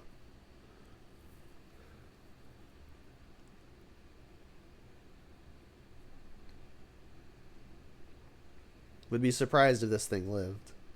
Alright, yeah, that's enough. Unfortunate. Land situation was a little bit more awkward than I had hoped. Alright, Blue Moon. There's no way I'm bringing in Torp Orb for like just Snapcaster and Fury. That seems bad. I mean, honestly, the sideboard just does not seem very good versus the opponent. I guess like Spell Bomb could have some uses versus Snapcaster. That's about it. Yeah, this sideboard is just not set up super well. I guess like Kolaghan's Command just as a mid-rangey tool could be okay. Kills most of their threats, kills their Agavans. Doesn't kill the Murktides though. Assuming they're playing Murktide, I should probably bring in Terminate. Like there's got to be Murktide in that pile, right? I guess that's another reason for Spell Bomb. We're on the play. Let's take out Needle.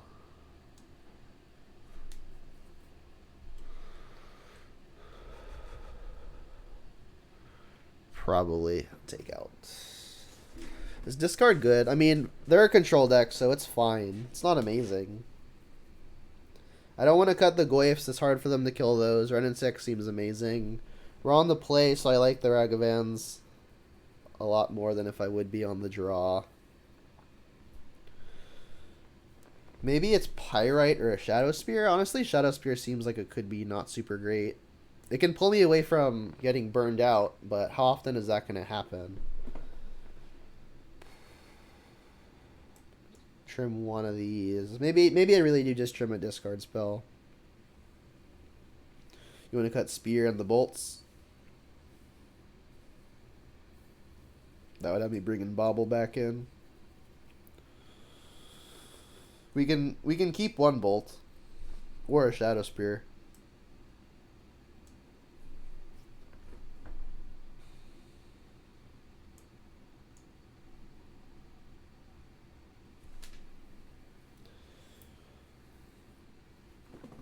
Ugh.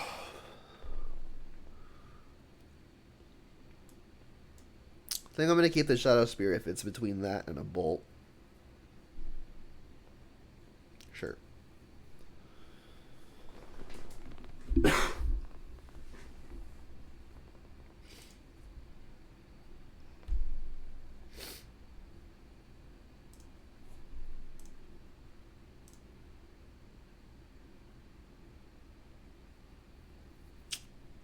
This is a close one.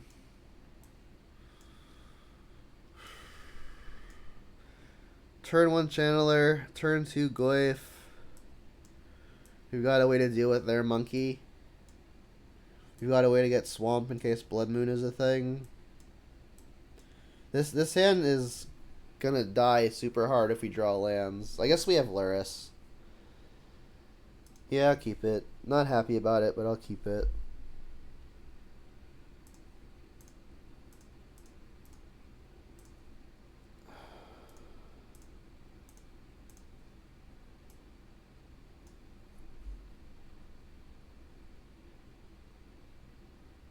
Monkey? No monkey. Oh, there's a land. Not off to a great start. Alright, attack.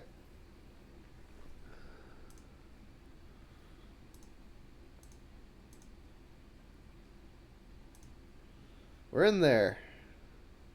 Alright, I don't want to play Goyf yet, because then that will get bolted.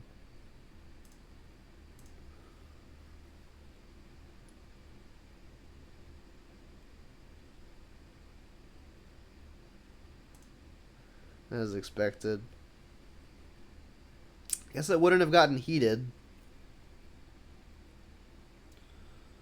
Annoying.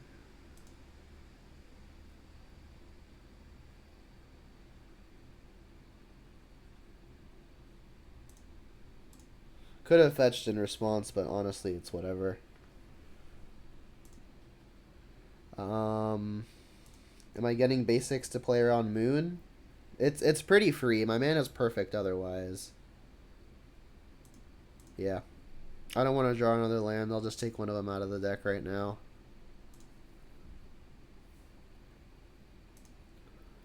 Come on.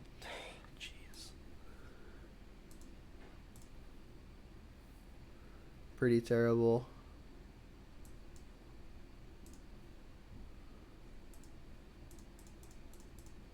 I could get the Goyfin down under a counterspell right now,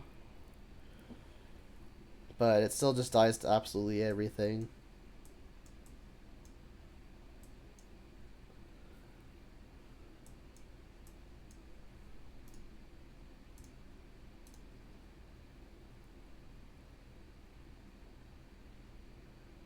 Come on, deck. No more lands. Not ideal.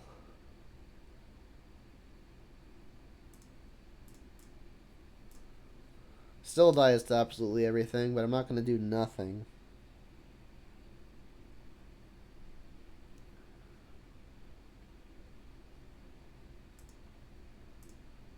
Probably just going to cycle the Spell Bomb immediately. The opponent can play Murktide with a mana source, right? I guess they're one short because it costs... No, it costs 7. So this would be the last card. So, I guess I'll upkeep it. See if they want to sack their card at... Sacrifice their turn at end step.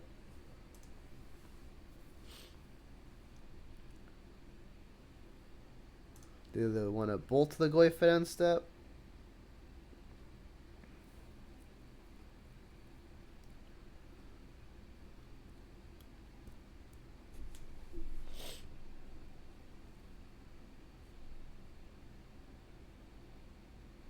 Target player draws 2 cards.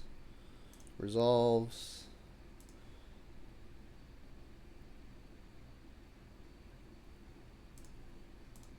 Spell Bomb ya.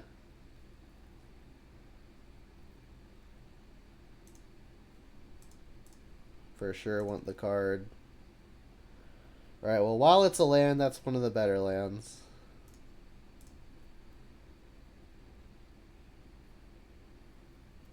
And now they have incentive to pop the relic sooner rather than later.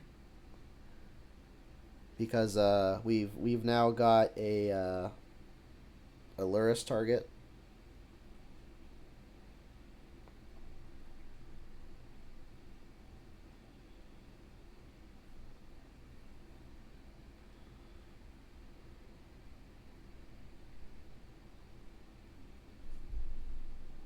Goyf will die.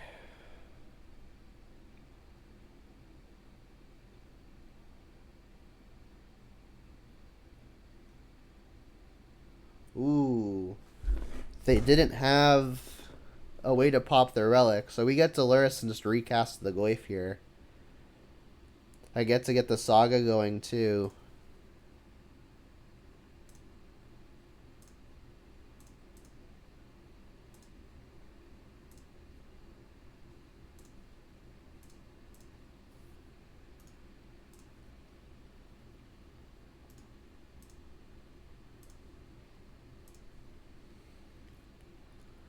So this is 6 to activate. Becomes a 7/7 with Ward 3.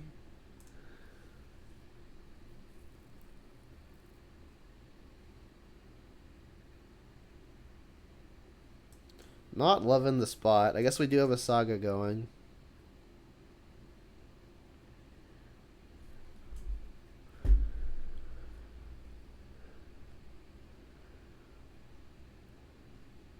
They played a land already.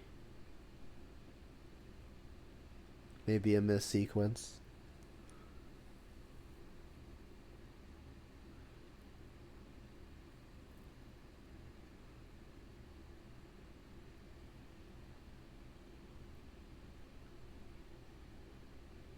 That works.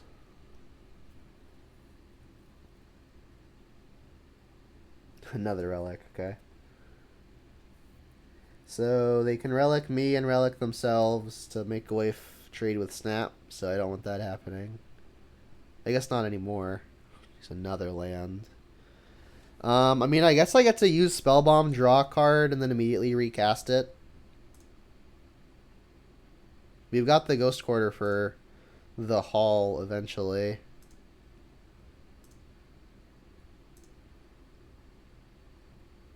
Inquisition, not the absolute worst.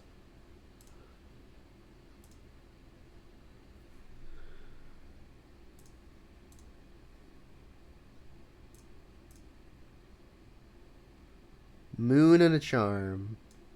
Charm.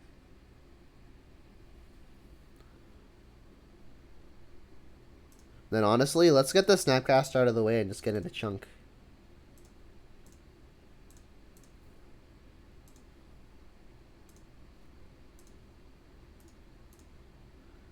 It's a pretty sizable hit.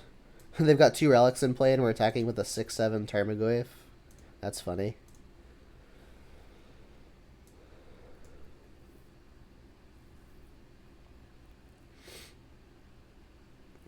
I mean, they have to deal with, even if they pop the relics, we still just have a Lurrus in play that they're going to have to deal with. It's a good sign. Wow, they didn't hit it. Sick. Was not expecting us to win that game. I would have thought the odds to win game 1 were higher.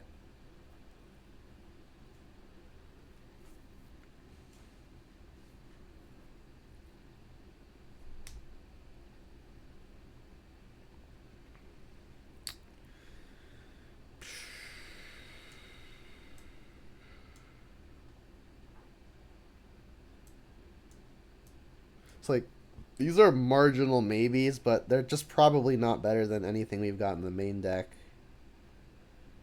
I guess we still have reason to maybe cut Shadow Spear, but honestly, it's probably just better than these. Maybe Brutality is better.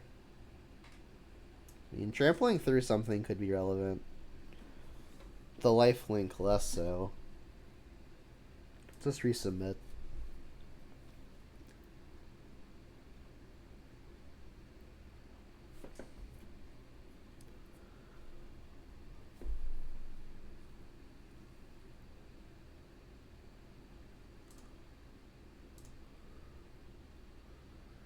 Jeez.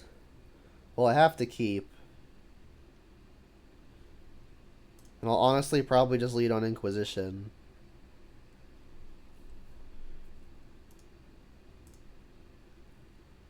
Would love to find a fetch land. I guess I'll bobble the opponent, get some information on what I'm going to be taking with an Inquisition.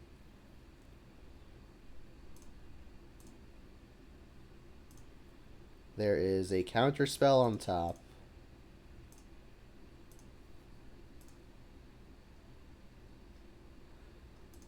Maybe given the counter spell on top, I should just get the Ragavan down. They're pretty likely to have lightning bolts. But if they lightning bolt, then they're not going to hold up counter spell, and then maybe I can get a Ren and 6 into play. I can't Inquisition the lightning bolt the counter spell anyway. Alright. Hopefully I've got a land in my top 2. Come on, deck. Another redraw. Come on, land. Land. Okay, that's a land. That is in fact a land. If they're out to this Ragavan as something like just Flash and a Snapcaster, I suppose that would be a reason to Inquisition first.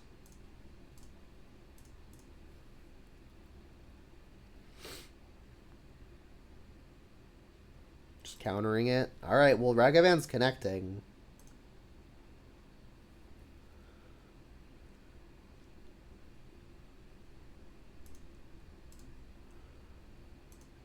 Alright, pretty exciting stuff.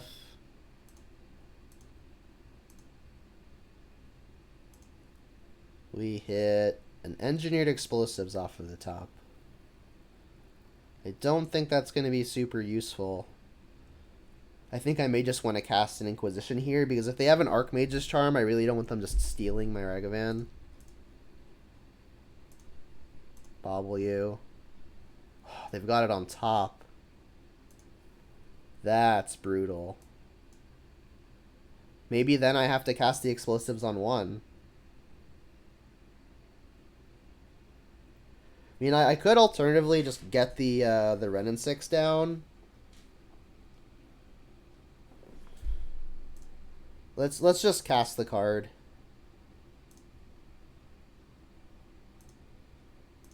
Well, I guess I'm glad that I saw it on top as opposed to Inquisitioning first.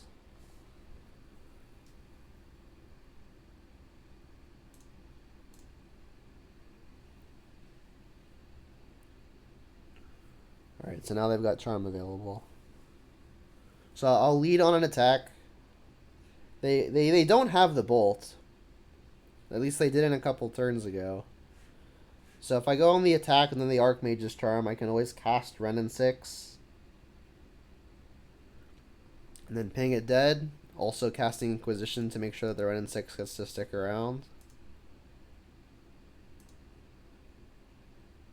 Fetch land was a good draw. Alright, lead on an attack. Make them use the charm. Or I guess flash in a Snapcaster.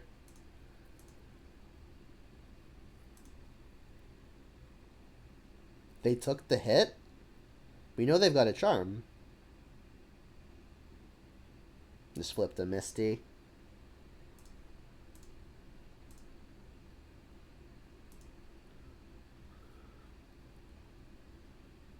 I mean, the treasure means a lot here. Like, at a minimum, we've got an Archmage's Charm as a target. Oh, they just charm iteration. I'm going to take a charm.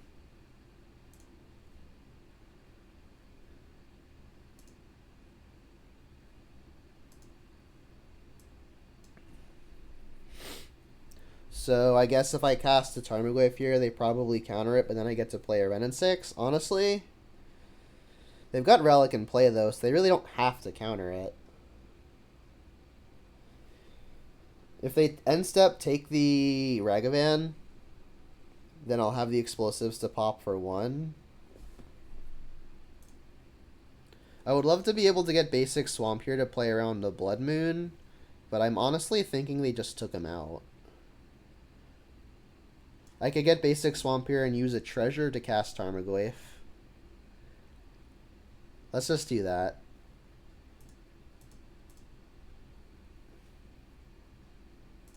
And if they counter it, it's kind of fine, because like it's already being neutralized by this relic anyway. Let's just pass. Not let them use their Archmage's Charm as a counter, which honestly maybe even the correct thing to do, because Charms as a draw 2 is also pretty scary.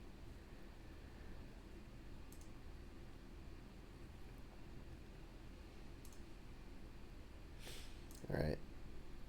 They're just using the relic. Interesting. There's the iteration. Did they use that delta? I think they did. That may have been a backup delta. In fact, I think it was. Well, at least we're going to be adding to our graveyard now. Actually growing the Goyf, ideally. Alright, but they do not have Archmage's Charm available this turn. Urza Saga is a solid one. I can lead on Ren and 6. If they counter it, Planeswalker will be in the yard, which will at least grow the Tarmogoyf. Sure.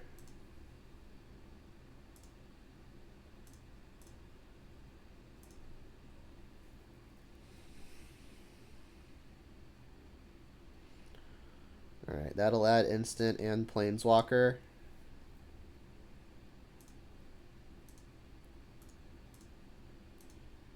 Hit for a third of your life. Trigger Ragavan. Flipping a Fury. I don't think I'll be casting Fury. Play Urza Saga. Play a Spellbomb.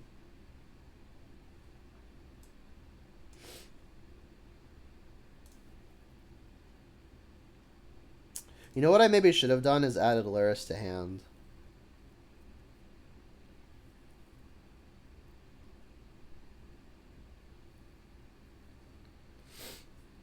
Spellbomb at least makes Snapcaster worse, though. Just another iteration. Brutal. Well, the good news is they can't deal with both of our threats with a single charm. There's a Tarn. So they have 4 unknowns and the castable Archmage's Charm. Do I pop Spellbomb here? Probably not. I mean, I'm hitting for an additional point of damage. We're adding artifact, but also taking away instant sorcery. Another Glyphs is a fine draw. You know, lead on attack. I mean, if they want to just hold up Archmage's Charm, I'll just hold up Urza's Saga activation. Attack. They're certainly on the back foot unless they do something.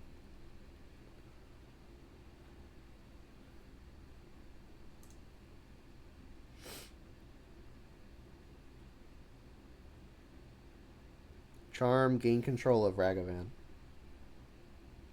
So if I pop Engineered Explosives here, what happens? I kill the Ragavan, I kill my Spell Bomb. I can pay the black to draw the card off with Spell Bomb, but then I'm not activating Saga. I feel like I should be activating Saga. Just let this happen. Take your hit for 4.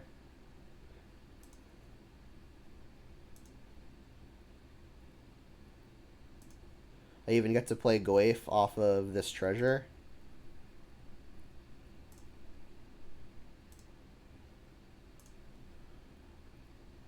Seems good. And then we get to make a 3/3 end step, and then going into my next turn I get to make another one, and then including the artifact I fetch, my constructs are 5/5s each, which means any of them are lethal. Alright, so we don't know any part of their hand now.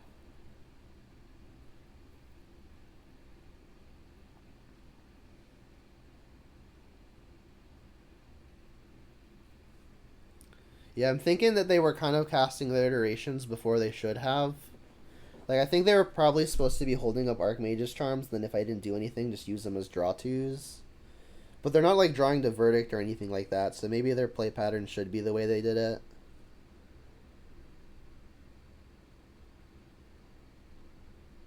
I don't think 2021 decks are playing Cryptic Command anymore, but I guess Blue Moon is the most likely to be doing that, if any deck is doing that. Alright, Snapcaster. I have got Spell Bomb. Let's see what they want to target. They're targeting Archmage's Charm. Honestly, I'm just going to pop this and not draw the card.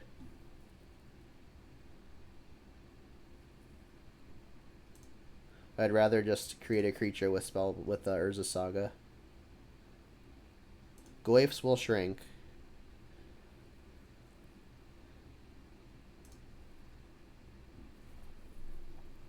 I mean, Urza Saga tokens are going to be 4/4s, which means Tarn may be shut off.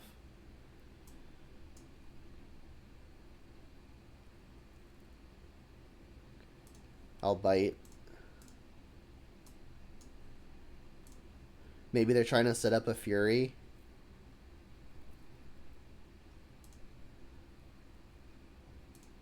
Adds creature to the art again.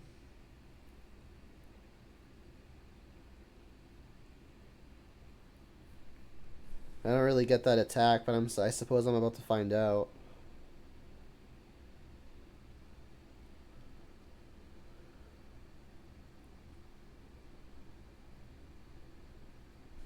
Yeah, they're heating. That's 2 more damage. There's not an instant in the yard already, though. This isn't going to work.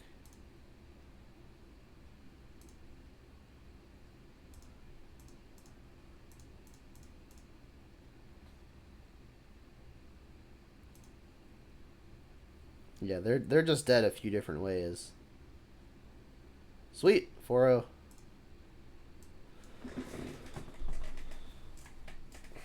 And I haven't trophied in a while. It'd be nice.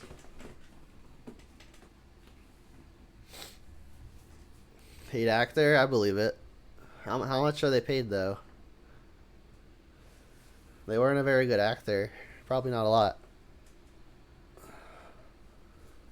It's because you're here? I believe it. 100%. There could be no other logical explanation. Not Urza Saga's busted. Not Ragavan's busted. It's because Coco's here. Where'd my other flip-flop go? There it is.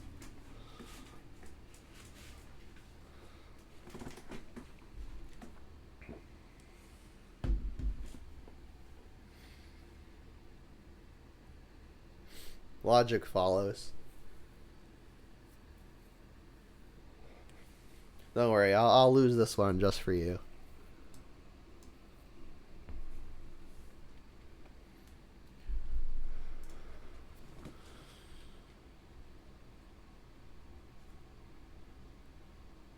Disgruntled elk.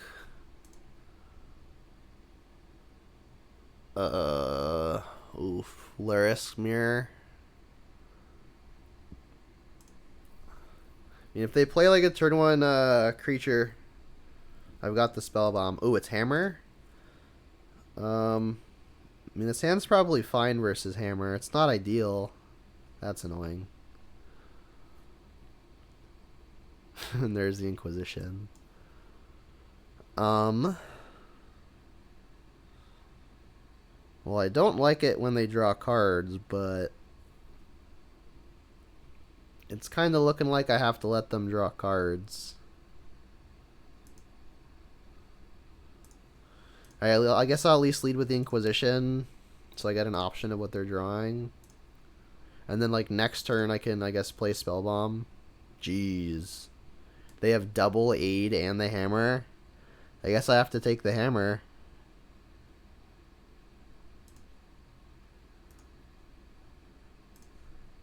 They have the white mana because of Drum. Alright, well, at least I was probably not winning this game anyway. But my sideboard for this matchup is absolutely insane.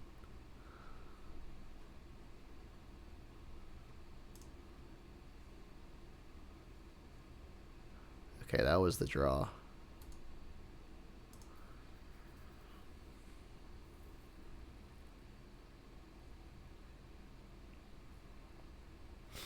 I wonder why they're not playing Ornithopter. I guess it's, like, not exactly free. Saga.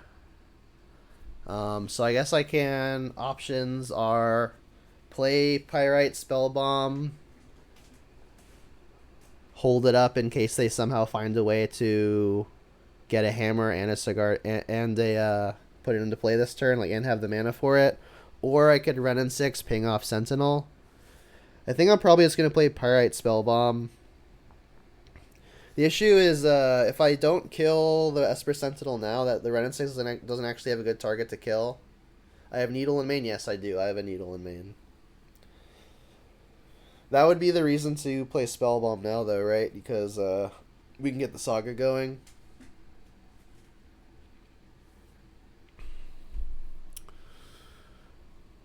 Yeah, let's do that.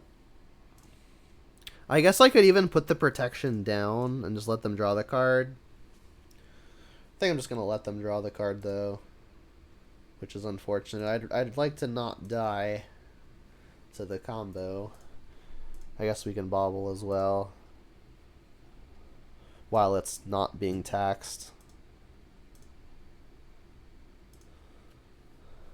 Here, let's just see how dead we are. Hammer's on top. Okay. Alright, well, glad we spellbombed. You would not let them draw? Not let them draw. I don't have a way to make them shuffle or anything, do I? I'm confused what you mean.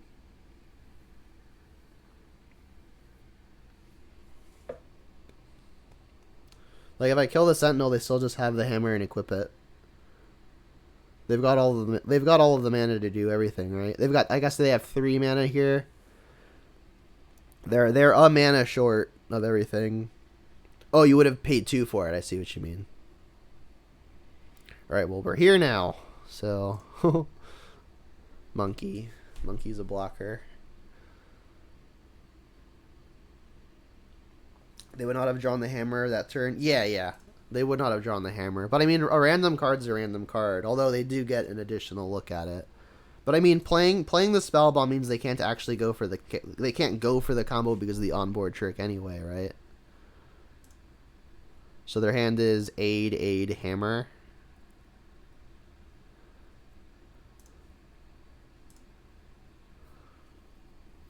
So I just have to hold up the Spellbomb activation for the foreseeable future.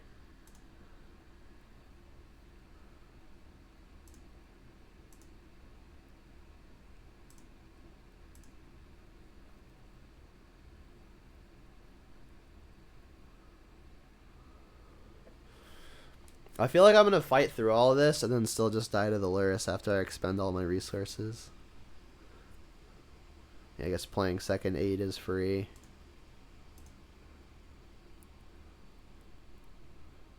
Alright, they still have mana to flash and hammer. We need to draw like one mana interactive stuff. Not exactly. Well, I'm not activating Urza Saga because then they flash in the hammer. So I guess I'm gonna just play some stuff. I want to keep up the hammer activation, so I guess what I'm gonna do is I'm just gonna go creature, play Ragavan, play Channeler. Although I guess if I do that, I don't actually have the good mana. I can't activate the spell bomb. So I guess I'll play the map and play one of my creatures. I guess I should just play the Channeler, start trying to filter my draws.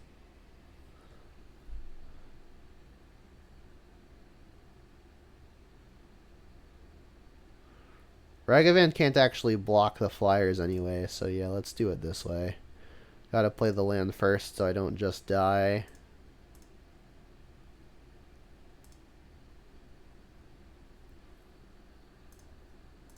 Trigger.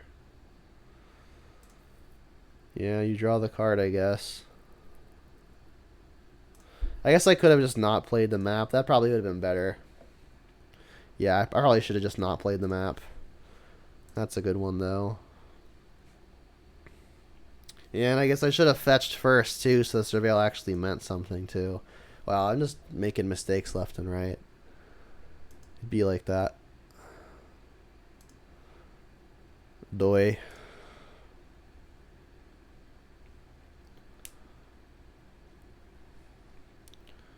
That doesn't change anything.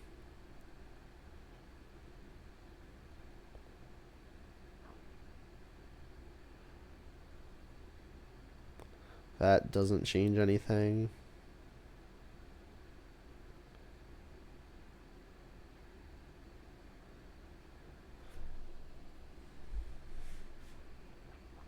So we get Pithing Needle, which turns off the insta-kill. They still just have infinite creatures they can equip it to. Oh, I'm going to block. I'm 100% blocking this.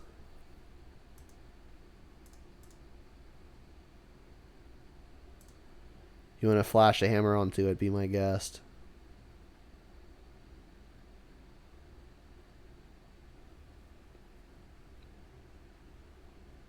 Yeah, I'll take that trade.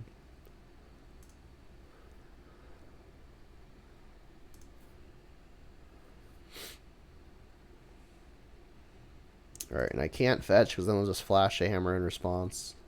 We drew the bolt, which we knew we were hitting. Just float a mana here.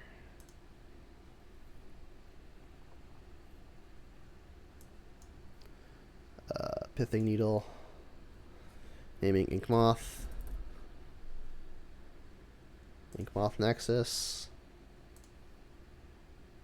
Okay.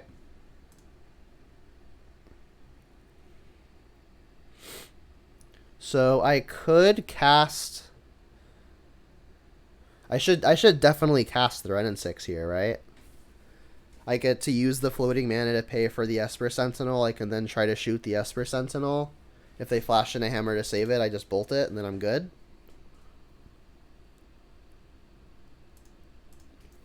So I guess I got my two basics here. The thing is, basic forest is really bad with my hand. So I guess I could get basic mountain, overgrown tomb. Overgrown tomb's not that great either. I think I'm just gonna get my basics. So I'll get basic mountain here, basic forest with the verdant. So here's a mountain.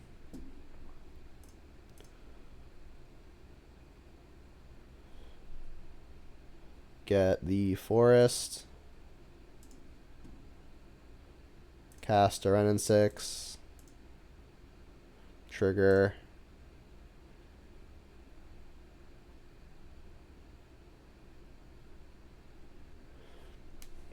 I wonder if they're thinking about flashing hammer in response. Which I'd probably just be fine with. Because I do just have the bolt to break it up. I mean, they know about onboard Pyrite Spellbomb, which I should probably use first. Did not think I was winning this game, but it's looking more likely now. Would I like to pay the one to prevent this? Yes. So it'll resolve. I'll go for the kill on Sentinel.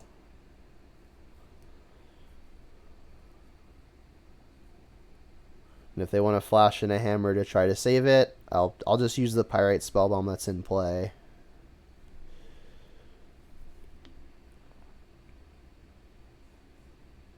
Alright, so I have to let them choose targets first. I guess double aid actually could make this a little tricky. Yeah, double aid is actually going to be tricky here as long as they stack it correctly, right? So this is a May, right? You may. So if I go for the kill on this, they can then still equip it to their Ornithopter.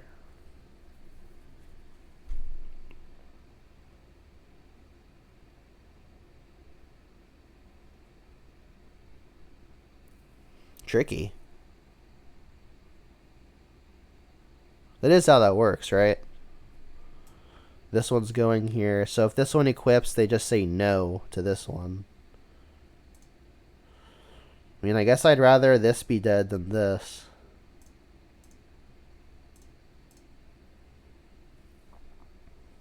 Yeah, so second Sigardizade actually being good.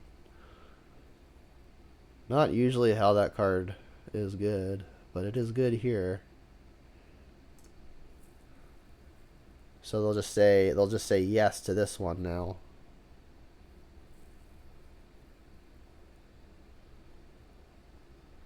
I mean, maybe I can chump it for some number of turns.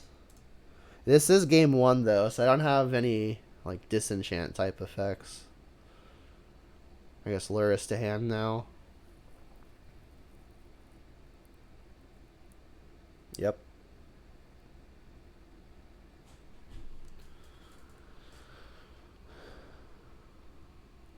Alright, so their hand's Luris. We'll be taking 11. They're killing the Wren. Okay.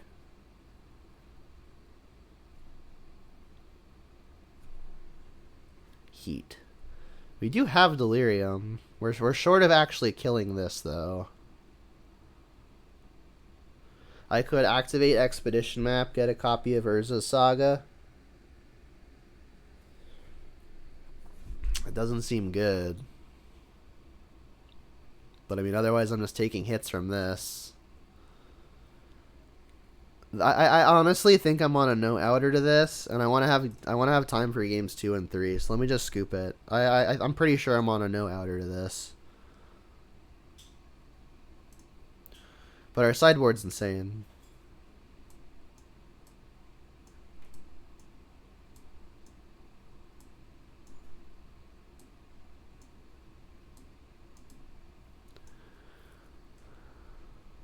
Alright, we're on the play. Shadow Spear can go away. Map can go away. Some of the discard spells can go away. Versus a bunch of the X1s. I think I'm cutting on a couple Ragavans.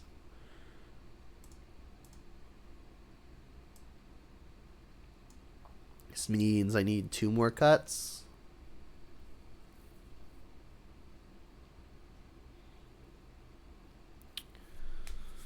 Tarmogoyf is very large, but it's possible I should be cutting that. I mean, I already cut 2 Ragavans. I have 10 creatures, and that's it for threats, not counting Urza's Saga.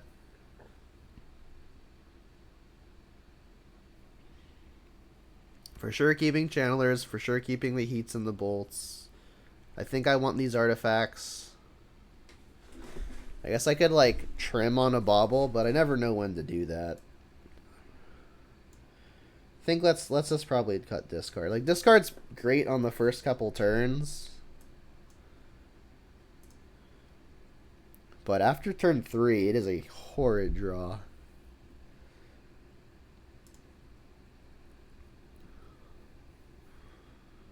Let's go first. Give me the monkey on turn 1 or the channeler on turn 1. No good turn 1 play, but there's only 6 of them. Let me just get the spell bomb in. We've got turn 2 Ren and 6. If they've got any number of X1s, they'll be good. Goyf is quite large.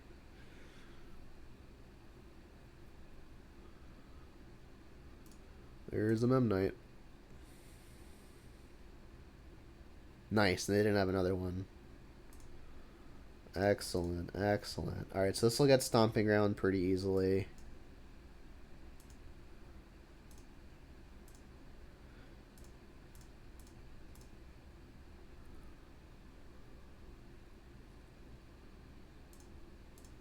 Ping. So far, so good. Yeah, maybe they should have sandbagged that Memnite. I guess in their head they could be attacking with it.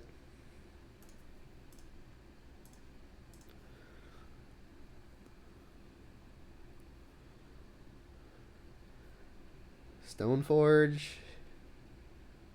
Prismatic Ending. Okay. A land is not ideal.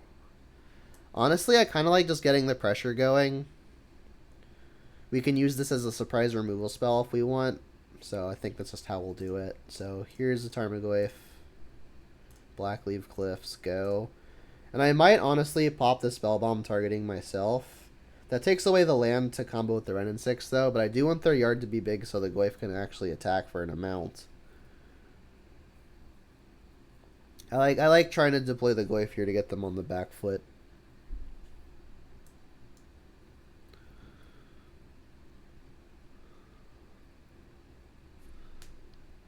Another Prismatic Ending. Brutal.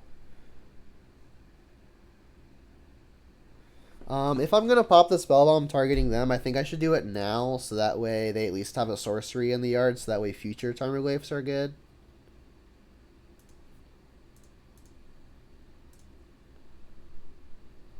Not ideal, but that at least is a way to deal with Inkmoth Nexus. Drum, yep. Come on, deck. Jeez. Not like this.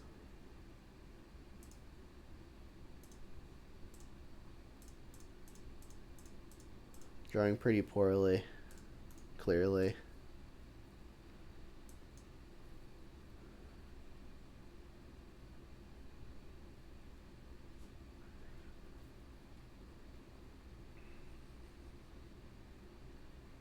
Another Inkmoth.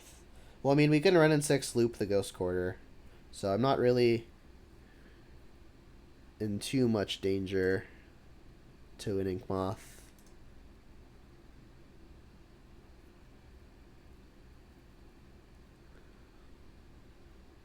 In fact, I might just Ghost Quarter it on my own turn and then buy it back immediately and then Ghost Quarter it again with my land drop. I would love to draw a 1 mana interactive spell. Get the Shadow Spear, interesting. Just gonna play it immediately.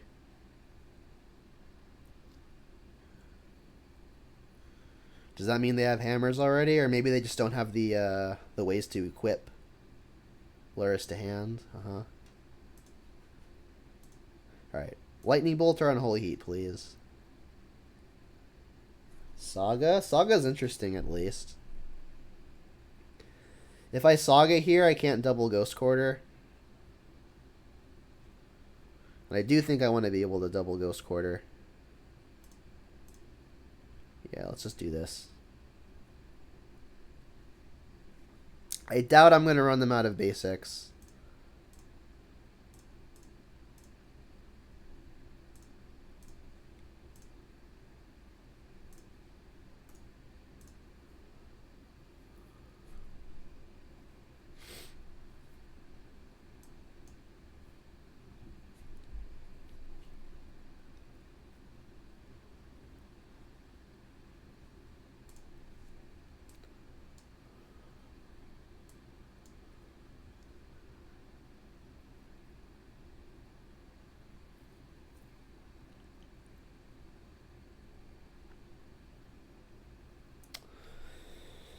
Gonna need to start drawing better, though.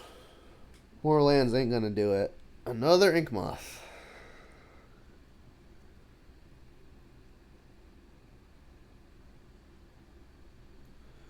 That is a Shadow Spear.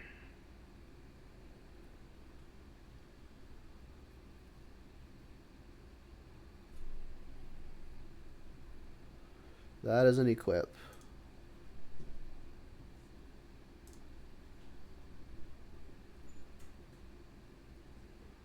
That is an activation.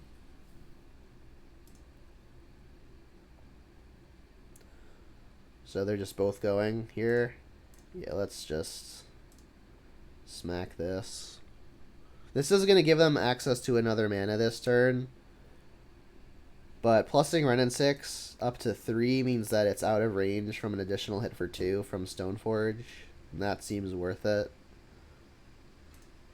Alright, and they actually didn't end up using that mana, so that's good. Another Saga. Alright. Ghost Quarter. Alright, and we could cast the Spell Bomb now. But I think I'm going to hold up the Ghost Quarter to make sure that Wrenn and 6 gets to stick around.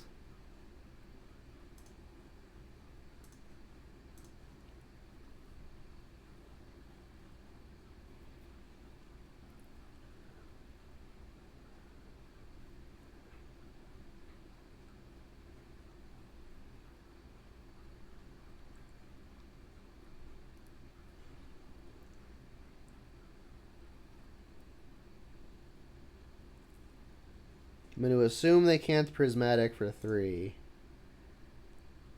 Which would be how they deal with the Lurrus.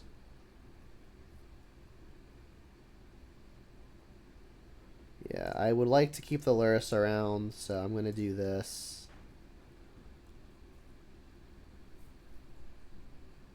Or sorry, the Wrenn and 6 around. Well, also Lurrus for that matter.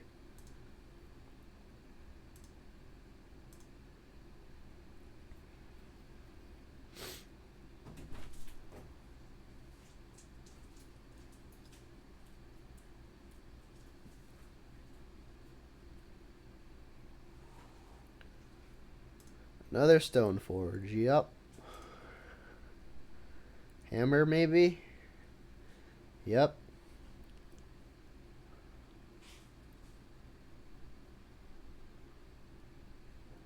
There's the Lurrus.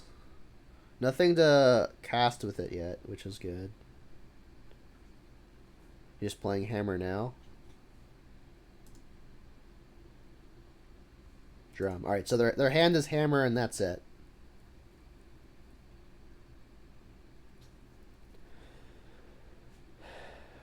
An option is like a get back Ghost Quarter to deny them the silent clearing.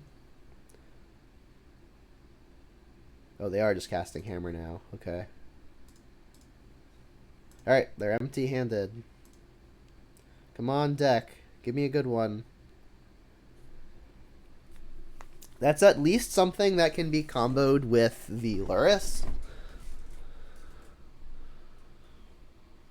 I think I want to get a Saga going, though, to start making creatures. So let's do that.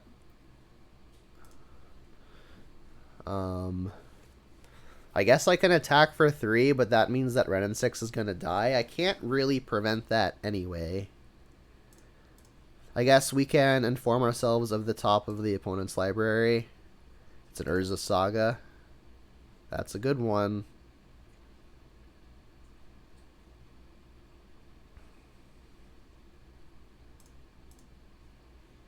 I guess I'll buy back Ghost Quarter. And then if it's between Nile's Spellbomb and a Mishra's Bauble, I guess Nile's Spellbomb gets rid of their graveyard, but there's not really a whole lot in their yard I care about. Let's just do it anyway. Okay. And do I attack? Probably not, because at this point, if they want to trade Lurruses, I probably let it happen. Like, if they want to attack both of their Stoneforges at the Wrenn and 6, I'll trade for the smaller of the 2 Stoneforges. There's also equip 8. They're like not that far off. In fact, they've got 8 mana sources.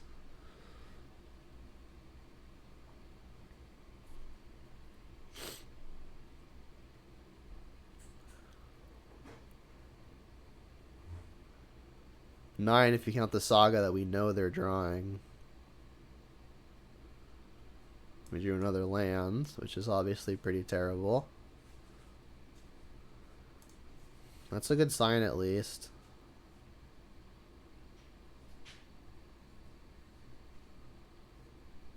Alright, let's see how they attack. This is going there. And this is also going there.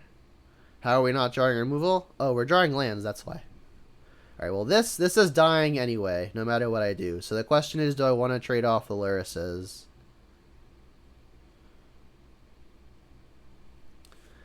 I guess I could pop the Spell Bomb and find out.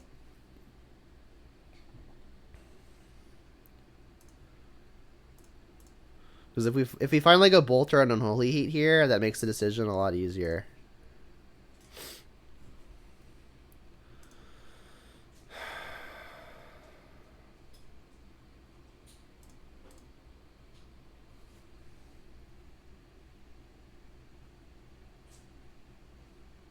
Let's trade it.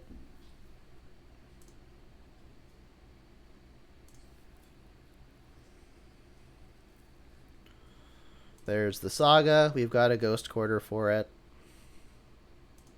That's Memnite. That's fine. They've got 7 mana sources.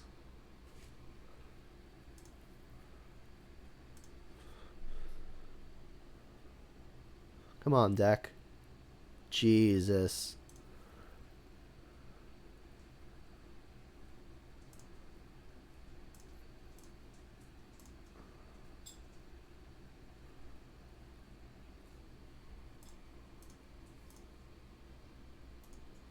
That is a lot of lands.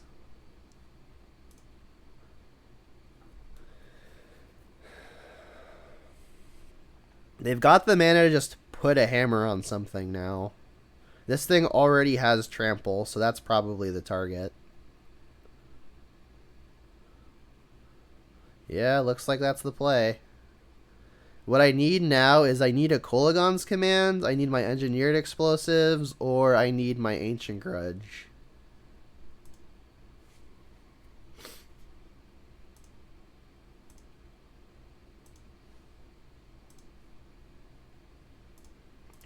I need to not draw more lands. I think I've drawn 8 lands in one spell. Alright, come on, deck. I deserve this one. Just give me a good one. So many cards put us in this game. Which would have maybe been a reason to not trade with the Lyris. I mean, that saves me for a turn. I can activate the Saga here and still be able to hold up Terminate. So I probably should.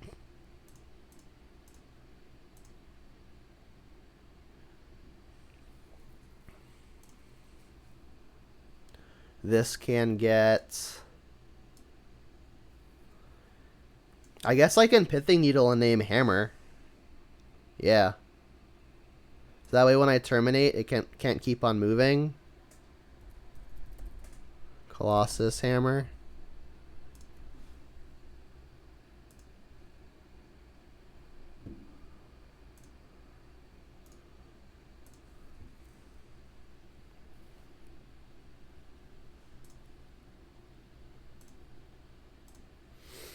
All right.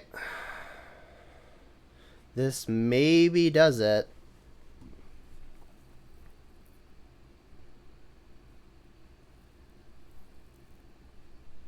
Alright, I guess I have to respond so they don't draw a card. Trigger.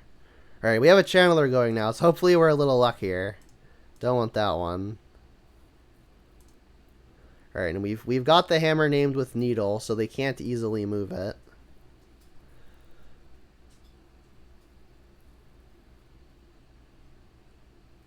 Alright, we're kind of stable. Jeez, more lands. At least it's Urza Saga.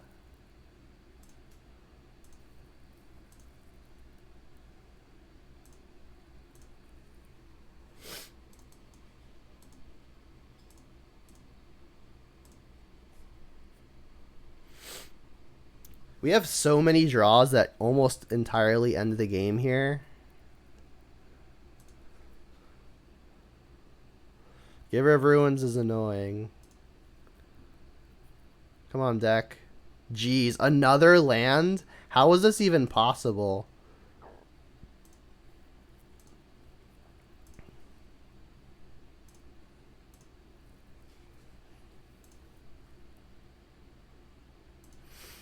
Alright, we're going to have to hope that our huge constructs get there, but this also gives protection from colorless, so they can start chipping in for 2 lifelink.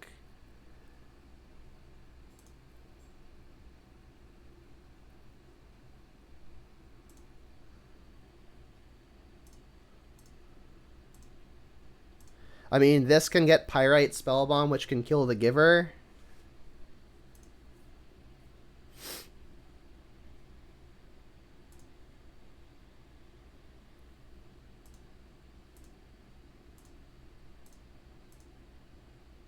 Would you terminate? I guess.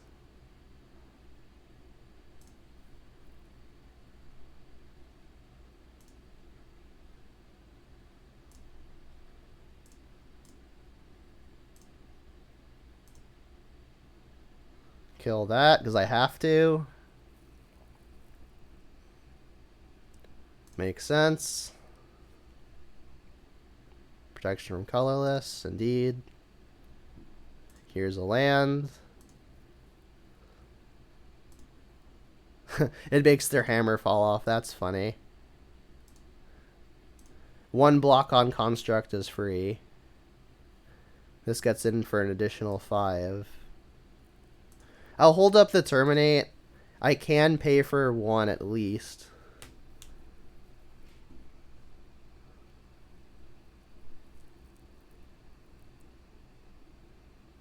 They found an ink moth. Sure. Equip. Sure.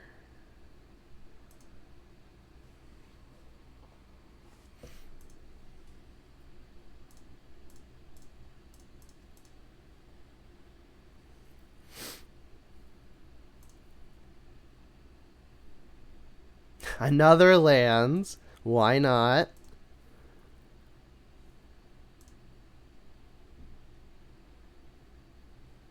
Get a Mishra's Bauble. Play a land. I guess I'll get this out of the way. It'll trigger. I have to pay 2. Yes. Resolve my trigger. Bin a land.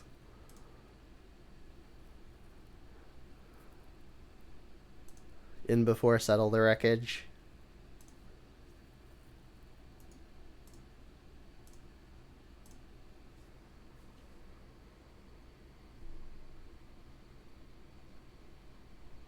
Die.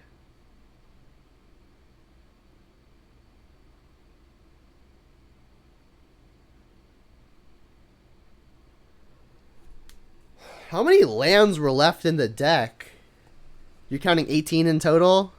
1, 2, 3, 4, 5, 6, 7, 8, 9, 10, 11, 12, 13, 14, 15, 16? What's an exile? Not 2 lands. Either way, there were no more than 8 lands left in the deck, and we had looped lands with Ren and 6s multiple times. Jeez. All right, well, I'm on the draw now. I like Ragavan even less. I could bring in Brutality as a not great removal spell, but a removal spell.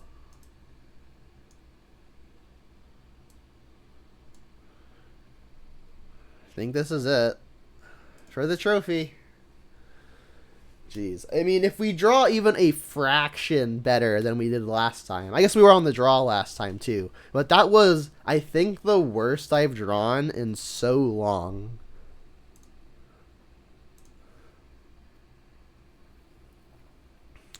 This is turn 1 spell bomb. We've got a redraw. We've got a terminate, and a Goyf is kind of big. I'm gonna mulligan. This is too slow. This is better. Terminate is awkward with basic forest, but I'm not bottoming the land. I want the redraw, which grows the Goyfs. I guess I just bottom a Goyf. They do have prismatic ending. Do we name Urza Saga with Alpine, even if we play that too? Alpine Moon is actually asymmetrical, so it's just pure upside. Renin 6 is a good find. Say yes. So I guess they're going to draw the card off of this no matter what. I want to cast the bubble now while it's free after I Unholy Heat. So they're going to get the card. It'll die. Here's a bobble. Go. Alright, I'm going to try to play relatively quickly in case it comes down to the wire.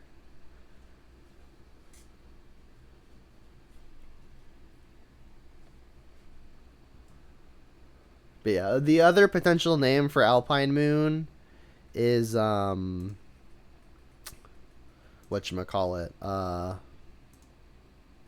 can't think of it right now.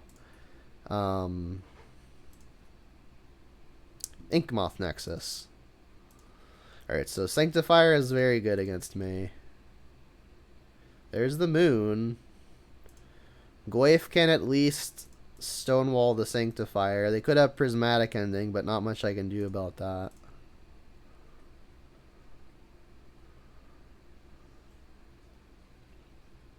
Drum is fine. Giver we knew about.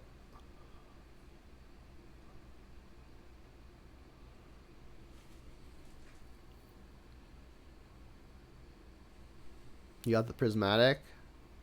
Looks like they do. Oh, it's a Stoneforge. Also a problem. Shadow Spear, yep.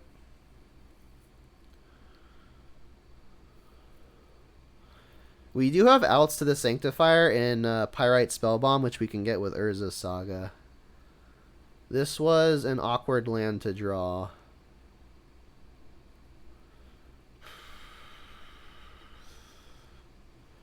This doesn't cast any of my spells. I mean, I guess I can only cast Renin 6 here. I could plus it on nothing. I don't want to do this immediately, although I guess I could to at least guarantee some value. The Ghost Quarter does not cast any of my spells anyway. I could Ghost Quarter myself. Let's do that. Let's say yes. We can get Mountain so we can Alpine Moon. I guess I'll get back the Ghost Quarter. And then I'll name Inkmoth so I don't die to a hammer. Like I could name Saga, which I would like to name, but my shields are down and I would enjoy not just dying.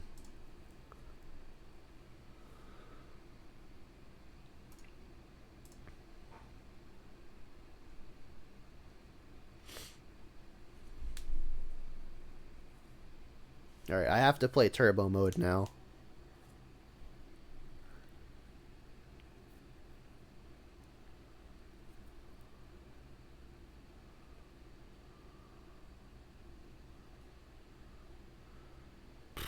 Prismatic my Ren. Yep.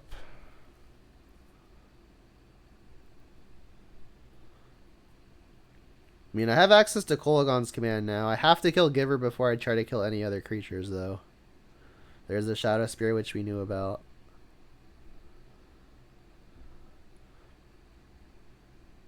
Another Giver. Alright, well I have to kill Giver now then. Or else I'm boned. I guess I get to also kill a Shadow Spear with the Kolagon's command. Bolt is a fine pickup. Alright, so destroy an artifact, 2 to a target. This artifact, and then the one that isn't summoning sick.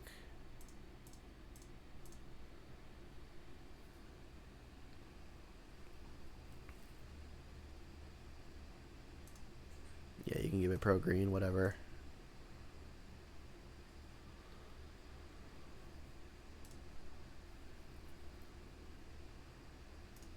Yield.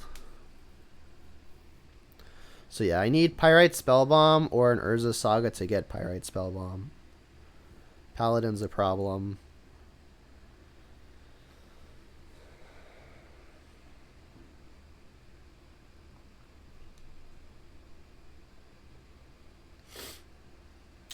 Not feeling great, unfortunately. What is this? Stoneforge is your last card. I guess that gets Hammer, right?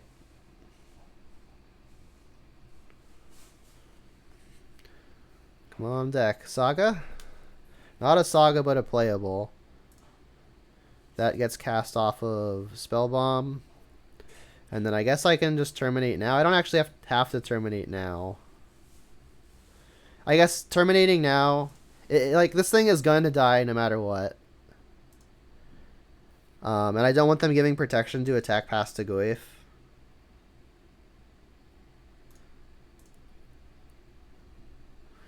I can maybe save Terminate because it'll kill something that even has a hammer equipped. But I may need the Bolt to go face. And they don't have an easy way to equip hammer anyway.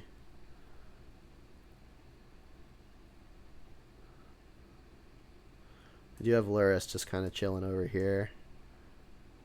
Oh, they have it already. I punted.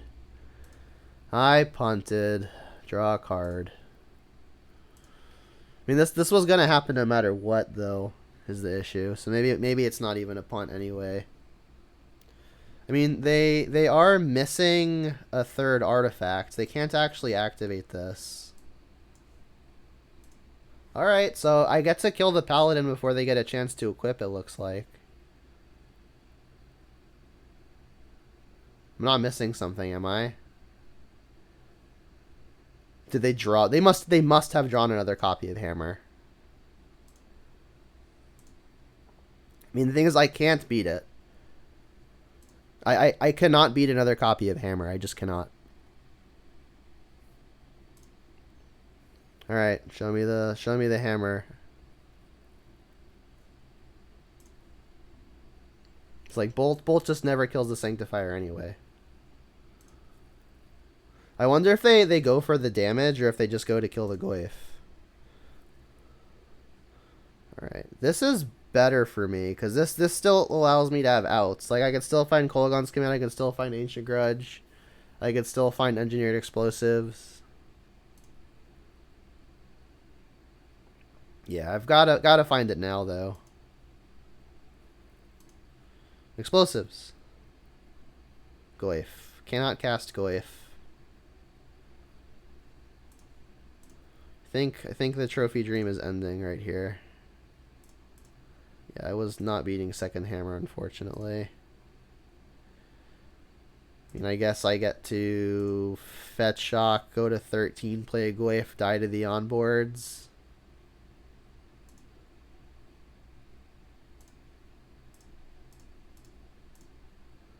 Yeah, I think I'm just dead. Yeah, they just have to attack all. I can chump one and then take a hit for 12, bolt another, but I'm at 13 and they can hit me for 13. Bummer.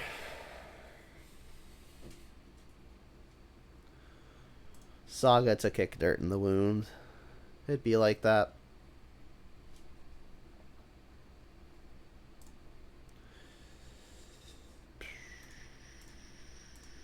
You got me.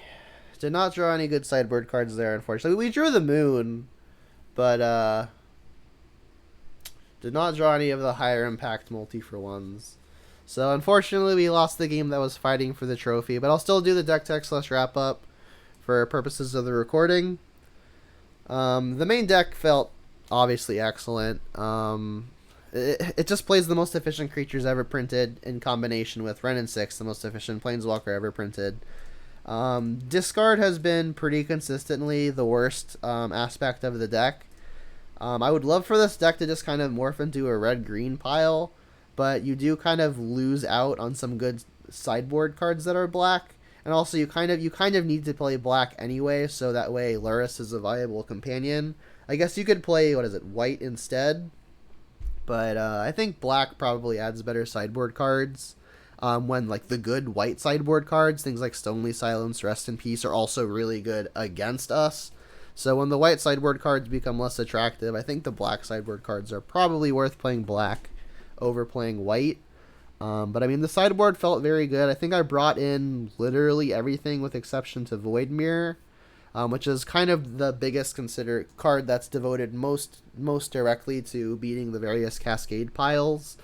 I could be convinced this is wrong, though. I haven't really had to be good in any other matchups. There just isn't a whole lot of overlap. But I mean, it might just be a necessary evil. But I mean, the rest of the sideboard I brought in multiple different matchups, and they were good in multiple different matchups. So I mean, I kind of like the sideboard. It's a good mix of artifact hate, Urza Saga hate, and just like creature / elemental pile hate in Torpor Orbs, explosives, stuff like that. So I mean, all in all, a pretty tight list. As far as the Urza Saga package is concerned, I'm not entirely sure that Shadow Spear is a requirement. That might be a silly proposition, but honestly, there are only a couple matchups where you're really tutoring for this as soon as possible, so maybe it could just be a good sideboard card and it doesn't have to be in the main deck. I mean, in fact, I even took it out in more than half of the matches that I played. Pyrite Spellbomb, on the other hand, has been absolutely phenomenal. Nihilist Spellbomb has also been great. And then Pithing Needle has also been phenomenal in the main deck. We didn't really play any matchups that went super long and grindy, so there wasn't really a time where I needed to search for Expedition Map. But the matchups where I imagine this is good seem present, and we just didn't face the matchups where this would be excellent. Like, I guess in the mirror, this would be excellent where you want to chain Urza Sagas. I imagine versus Blue-White X Control, this is excellent where you want to chain Urza Sagas. And Blue-White X Control is the #1 most popular deck right now, with this deck, I think, being 5th-ish. So, I mean, there are definitely matchups where Expedition Map is going to come in handy. And, like, you could also get Ghost Quarter, too. So, even versus Tron variants. And versus Hammer Time, too, we saw Ghost Quarter being very good. So, I think the map is probably good. I think of the 5 non-bobble cards that Urza Saga can fetch, I think Shadow Spear is probably the weakest, at least as far as Game 1 is concerned. So I could see an argument to maybe even flipping it to the sideboard and freeing up another slot in the main. What that slot would be taken up by, I have no idea. But that's what I'm thinking about right now. So that's going to be it for this recording. If you're watching this on Twitch, remember to drop that follow. It's a great free way to support the content that I make. And another great free way to support the content that I make is you can head on over to my YouTube channel where all of the leagues that I play, including this one, get uploaded. This is Jund League number 115, so there are already 114 other Jund Leagues, including other extras like Blue-Red Phoenix, Blue-Red Prowess. I've got some weird Stoneblade piles, all on my YouTube channel. So if modern shenanigans is the kind of stuff you like, you'll find a bunch of free content over on my YouTube page. And if you're watching this on YouTube, remember to like and subscribe. It's a great free way to support the channel as well as boost my numbers so that way these videos can get out to a wider audience. So I appreciate all that you are willing to do. And until next time on the YouTube, have a good one and Jund 'em out.